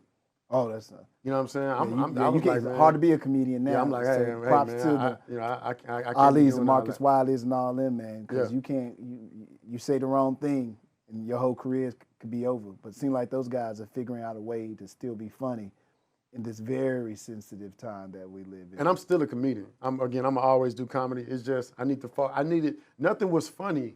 I was gonna get back into comedy right before the George Floyd thing happened, right? I'm like, okay, took a little break. Now I'm finna jump in 2020, you know, new decade. Why would you though? You're successful, you're doing, is there something just itching in you where you just love the stage? Or, Oh yeah. Because at this point, like me sitting over there, I'm like, I'm kind of like done. I'm not really interested in too much more. Comedians are legendary, the greats. You know what I'm saying? When you think of great, it's comedians that you can throw, you know what I'm saying? And so Dave Chappelle, you know, Ali, D.L., all the kings of comedy, Steve Harvey, them, you know what I'm saying? Like, these are people that's a part of our culture. And they're a part of our culture because people remember their jokes. They remember some things they said. They remember how people made them feel. You know what I'm saying? How they move in society. Yeah. And it's steps. I'm not going to stay on stage. I'm looking at the greats. Yeah. They started here. You know what I'm saying? They took it, some with the TV. So comedy is something that you would definitely movies. like to turn a page on and do something with. Yeah. Comedy is gonna always be something because I produce my own shows. You know, I can do whatever I want to do in life. So it's like I just didn't want to risk my team while I'm cracking jokes. Because of your design. I'm cracking jokes, and now people protesting in front of the stores, and you know, now we make us suffer. Yeah. So I put the team first, and I'm always put the team first. Anything else you want to do? Not really. It's not just, you know, comedy. I think the whole TV sitcom thing wouldn't be out the question, you know, but it's nothing that I really want to do. Are you still making it up as you go? Comedy? No. Oh, life. Life. Yeah. Because remember, you started this with no plan. There was no plan to be this high in the air as we are right now. Let me explain this to you on the comedy side. I wanted to teach. Remember I told you I was a teacher? Yes, sir. I knew as a teacher, while I'm subbing around, going all around these schools, subbing and stuff, I'm learning that the kids don't care what Mr. Bowers got to say. Mr. Bowers don't have the influence. That motivated me to focus on comedy even more. So now I'm teaching, getting comfortable talking in front of people, only to be able to talk in front of people on stage, and then gain that influence where I could change the mindset of our community. Because comedians are powerful. Cat Williams is a powerful guy. You know what I'm saying? Kevin Hart, all these people are powerful because you got the audience ears. And what you say matters. Whether it's a joke or in a joking way, you telling them what's really going on in the world, what we need to do to get better, how something in politics happened. You know what I'm saying? And so I was about that, not really just the childish booger in the nose jokes and fart jokes. It's more like, you know what I'm saying, more intellectual comedy, you know, purposeful comedy. Yes, sir. Observational comedy, you know, those type of things. So again, I'm gonna get back to it, but I don't have any. Right now, I'm teaching people what I know. Gotcha. That's what I'm passionate about And the now. foundation, what about that? Because y'all were nice enough to do a whole day because I brought my little son to y'all. Y'all had a day. Family fun day yeah, in the park. It was nice, man. It was really, really nice. So how much of that kind of stuff do you want to do? I know you always giving back, so it's a part of what y'all do. Yep. Obviously, if you create a foundation, Yep. that's part of it. But any other plans to do anything else? So you see that thing right there on the back right there? It say boardroom. Right there at the bottom, boardroom. So Yes. right now we got it to where we're going to be bringing entrepreneurs over here, youth entrepreneurs here, Okay. college and high school. Okay. And what we'll be doing is bringing them on a tour of the building here. So we're going from the first floor all the way up to the 20th floor. All throughout the floors going up, they stop and getting off the elevator, going to experience other businesses, other industries, talking to other CEOs, other leaders in business, and then they're gonna make it up here, and we get to give them a little bit more. So it's more of that. That's a great idea. My plan is to, just give more education of what I have inside of me, just give it to the world. I don't want to take this knowledge with me. I know that, we know a lot. And right now, a lot of people don't want to go to college. So no problem. Just go to marcusbowers.com. You know what I'm saying? all there. And click here to learn more. You know what I'm saying? If you want to be an entrepreneur, you want to be a business leader, you want to start a business with little to no money, I can show you. A lot of people not making money online, I can show you. If you want to stop waking up, brushing your teeth, finding clothes, getting the outfit, putting the seatbelt on, driving down the street, finding the parking spot to go get some money, then I can show you how to make, generate, and create dollars online from the palm of your hand or from home. I'm gonna have to go to this right website. You know what I'm saying? Yeah, or from right here. Because think about how many people you know that's not making money online. True. That hurts my feelings. He hurt his feet. It hurts my feelings because I know that it's a digital divide that's taking place. That's why I've been so big about being a ChatGPT connoisseur and letting everybody know, like, hey, I got this tool that you may not know about that I feel like I can do anything with. You don't even know it exists. So if I feel like I can do anything with this ChatGPT tool, with these AI tools, and you don't even know they exist, I'm glad you brought that up. you know what I'm saying? I'm going here. So with AI and with all the changes happening in technology, social, digital, blah, blah, blah, blah, blah, blah, blah, 10 years from now, She's Happy Hair, can it still exist? Oh, yeah. She's Happy Hair ain't going nowhere. I'm not even, like, some people start a brand to sell. Some people build to sell. I would never sell She's Happy Hair. Because it's You think if they come with the right money? No. Don't never say that. No, I would never Man, sell don't say She's that Happy on Hair. don't say that on camera, man. Please. camera? No, man. Man, I would never sell She's Happy Hair. Somebody Listen to come me. with the right price, man. Listen to me. You don't want to be like, hey, man, we got to at least sit here and think about it. You know what come and go? Money. You know what stay forever, even when you die? The brand. The business. Sam Walton been dead. You know what I'm saying? Walmart's still a thing. You know what I'm saying? The family still own it. I'm looking at the ones that did it right. You know what I'm saying? Okay. I would never build to sell because I know what it took to build a brand. We're not even in all the cities and states across the U.S., Hatter. We can go to any city and there's still growth, is what you're saying? So much. So whatever they finna give me or think that they gonna give me to buy the company, no. Because it's so many cities. There's only 50 states in the U.S. I don't know how many cities it is. We got 3 stores in Houston alone. Right. So that shows you the opportunity that's everywhere. I'm not selling this. And then when most people want to buy your company, they don't look at all your resources. I've learned this because we've gotten evaluated before. And when these evaluations come back, they don't include the data. Really? They evaluate us based off what they can see. Really? They're not evaluating us based off the amount of data I got. You know what I'm saying? Based off the data that we collected throughout the years. How could they have a true eval if they didn't? They can't. That's what I'm telling you. We didn't got valuations without them, you know what I'm saying, coming to me saying like, hey, so what's your list looking like? You know what I'm saying? What's your customer relationships looking like? How often do they buy? You know what I'm saying? All those different things. Like, if you don't know that, you don't know what the company worth. You know what I'm saying? Yeah, you just going off the money you send in the bank and the money was made throughout the years or whatever, and you trying to evaluate the company off of that. Like, that's not even the right way to, what school you go to? You know what I'm saying? So me knowing that when people don't include the whole data side, which that's what makes every company more valuable than ever. Amazon is valuable. Amazon is more valuable with the data. Jeff Bezos used to sell books only. Yeah. The only reason why he's Amazon and they selling everything from A to Z is because they asked the customer what to sell. Before he was just selling books, people went to Amazon just to buy books. Right. He used the data to ask the customer, what else should I sell? Yeah. And everything that they said, you should also be selling this, he sold it. And now Amazon is what it is. I'm not selling nothing. I'm gonna use the data to make more money. You know what I'm saying? Okay. I'm not selling anything. But I do hear, people say, yeah, you should sell, you should do this. That's just not in my, I never thought about selling it. That's strong. Okay. Yeah. So here, let me ask, this is, because I know you got time and we've got some great stuff, man. So I appreciate you. But my thing is, at the end of every podcast interview, if you will, when I'm really into, I like to ask, success. What is it? Are you? All that. But truly what it is to you. Success to me is when the other people behind you are successful too. That's what success is. You know what I'm saying? Success is not you getting to the mountaintop because you got there and everybody else still at the bottom and you chilling at the top. That's not success. I tell people all the time, like the whole mountain analogy is, it's like education, like school. It's like life. We all start off at the bottom of the mountain. The way you get to the top is how you get to the top. Some people get to the top of a mountain and stay there. I get to the top of the mountain and I go back down.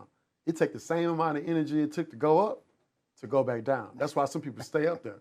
You know what I'm saying? Mm-hmm. And so when I get up there, I come back down, and on my way down, I'm telling people how I got to the top.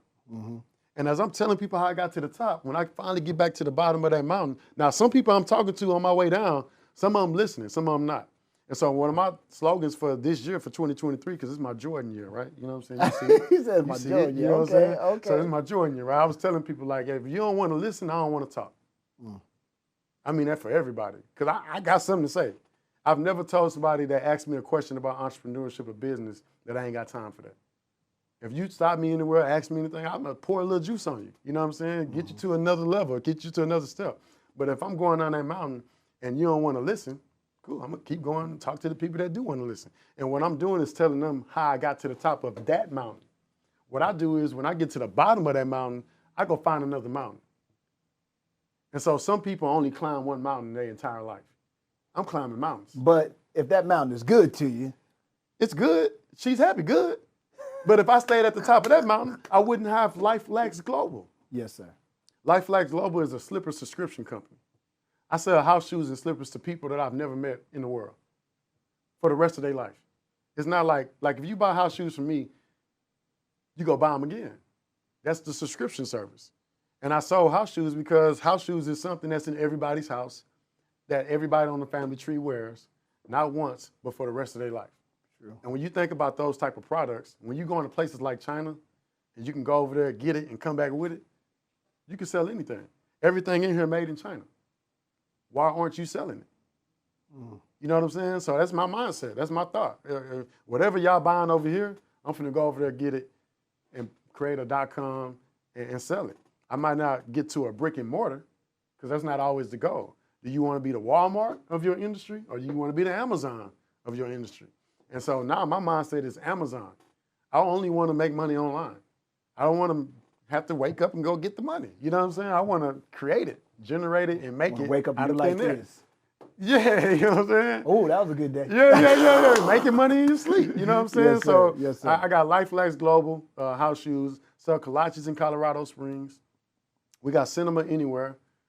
We got Hanging Game. What's Cinema Anywhere? Cinema Anywhere, when coronavirus started, actually before Corona, we were renting the big TV screens, the big movie. Oh, okay, I know. Okay, you know, so you rent out these, we come to your house, build it up, put it in your backyard, come back, pick it up after your event. Oh, nice. You know? And so we started adding different things to Cinema Anywhere. So we got the headphones, the silent party headphones. Oh, yeah. I flew to China to go get them.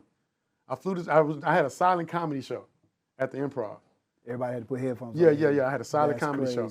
At that silent comedy show, I rented the headphones from some company out here. They showed up late. that motivated me enough. I care about my customers so much. You know what I'm saying? Because my customers, when they showed up with the headphones late, they had to go hand to hand phones out all across the tables and stuff, and kind of catch up with the people that had already been there waiting on the headphones. That motivated me to fly to China with a picture of the headphones and I found them. You know what I'm saying? I flew to China, went out there, went to the factories. I'm looking for these. You know what I'm saying? Found them, came back with it, and now I got a bunch of them. I love that about y'all too. Y'all are not afraid to get on a plane and go make a deal. The world big, man. The world big. World big. You don't want to spend your time and energy and money partying in Vegas. You know what I'm saying? Where you can fly to China and change your family tree. Like that ain't the way to think. One Memorial Day, I used to go to Miami Memorial Day weekend all the time, right? And then, like say 2-3 years ago, me and Adrian Richardson, the chief financial officer, went to India for Memorial Day weekend. And I remember being in India, going around, going to the temples, learning more about the industry, meeting with the suppliers and stuff. We sell Indian here now. But on the ground, I'm looking at people in Vegas, they in Miami, lit, turned up, yacht parties, you know what I'm saying, Ocean Drive. Meanwhile, I'm having multi-million-dollar discussions, you know what I'm saying, and they making it rain. Just two different mindsets, you know what I'm saying? So, and you got to travel the world. You got to go over there to get it, come back with it. Nothing's made here. We grew up in the hood looking for the plug. The plug in China, man. You know what I'm saying? That's where the plug at. You know what I'm saying? Now everybody's scared of China because of all the stuff that's going on. Oh yeah, I ain't say I went recently now. You know what I'm saying? I ain't say I just left China. You know what I'm saying? I'm saying I went. We already went. I already did that. I'm scared too. You know what I'm saying? I ain't been to China since like 2019 or something. You know what I'm saying? Who knows? You know what I'm saying? Yeah, I ain't in no rush, man. But I'm glad you bring up the foundation. And that's really one of the biggest things that make us us. People know us for our givebacks more than they know us for hair, money, or our status. I don't have a status. I made sure that I didn't create an image to the world that I needed to uphold. Just no expectations for me. When you see me, there's no expectations. Ain't no, you always need to look like this. So I can't. Yeah, that's it. You know what I'm saying? I make sure I stay that way. I stay that way. There's no expectations because I don't want you to expect nothing from me. I got you. Yeah, I'm just working and living, and all the givebacks that people are seeing, I'm hoping that they are taking heed to that and maybe follow that blueprint as well because we need more help. All the information that they need to find about you, that website you gave, give it again. MarcusBowers.com. That's it. You know what I'm saying? Like you go to MarcusBowers.com or any social media platform, Marcus Bowers TV. That's it. I haven't really been building my personal brand. I've been building companies and brands. You know what I'm saying? Okay. So, but right now you go to MarcusBowers.com. You see a lot of information on there.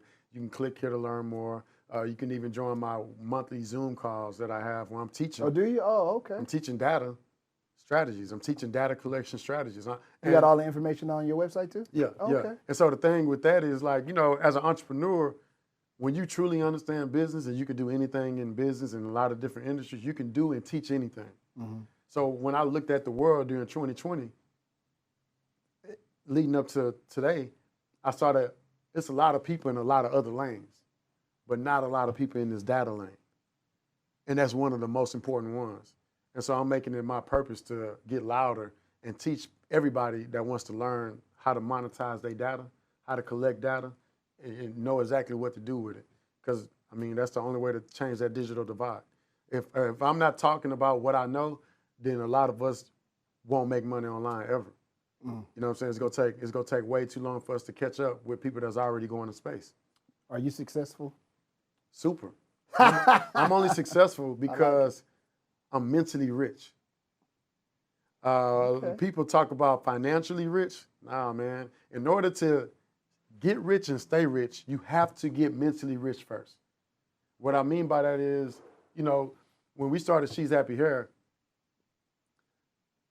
we started with $800, right? But I also had a business degree. So we wasn't gonna take this money and just not know what to do with it because I understood, what to do with money, how the operations go, all those different things.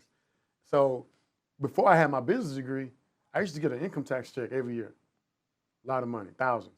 You know what I'm saying? So you get all this money back every year. And what people do with their income tax check every year? Blow it. But when I had $800 in a business degree, I flipped it to $100 million. So that taught me that, hey, if you get mentally rich, anything's possible. That's why I got the mindset of I can have $0 right now and get rich again. Nothing can stop me from being successful.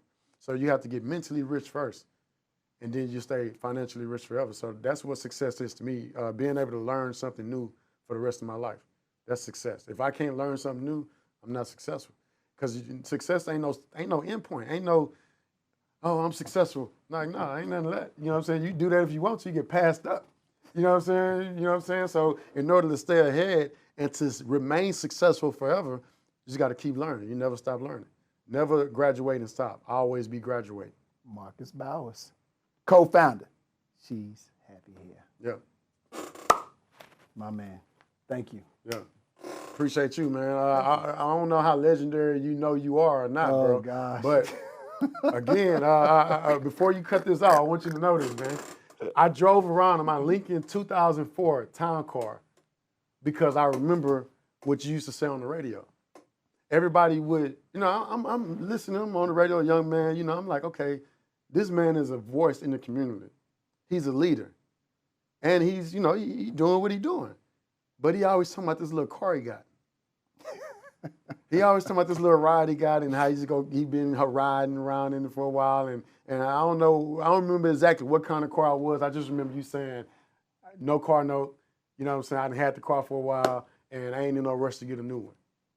When we started She's Happy Here, I started riding around, I was riding around the city in the same car that we started She's Happy Here with for like 5-6 years as a millionaire.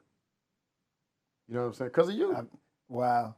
You know what I'm saying? Let me just say, for the caveat for a story, although the car is very old, I still got it. It's an 85 325.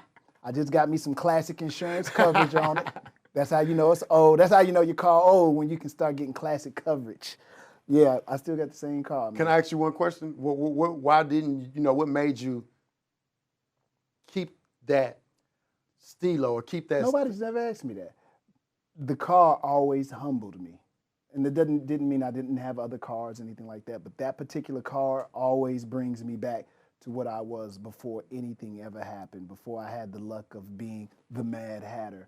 It was one of the first things that I bought for myself because my father said, that's cool, you want that, I can't get it.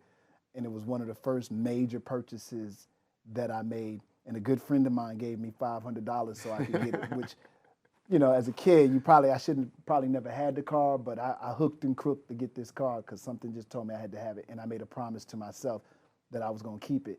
And the day that I walked away from the game, that's the car that I was going to drive away in the game with, fully intact. And you did. I did. Congrats, bro. Salute. No, salute you, man. Thank you, man. You never know, you have an impact on people, man, but I appreciate that. Yes, sir. Yes, sir. Appreciate you.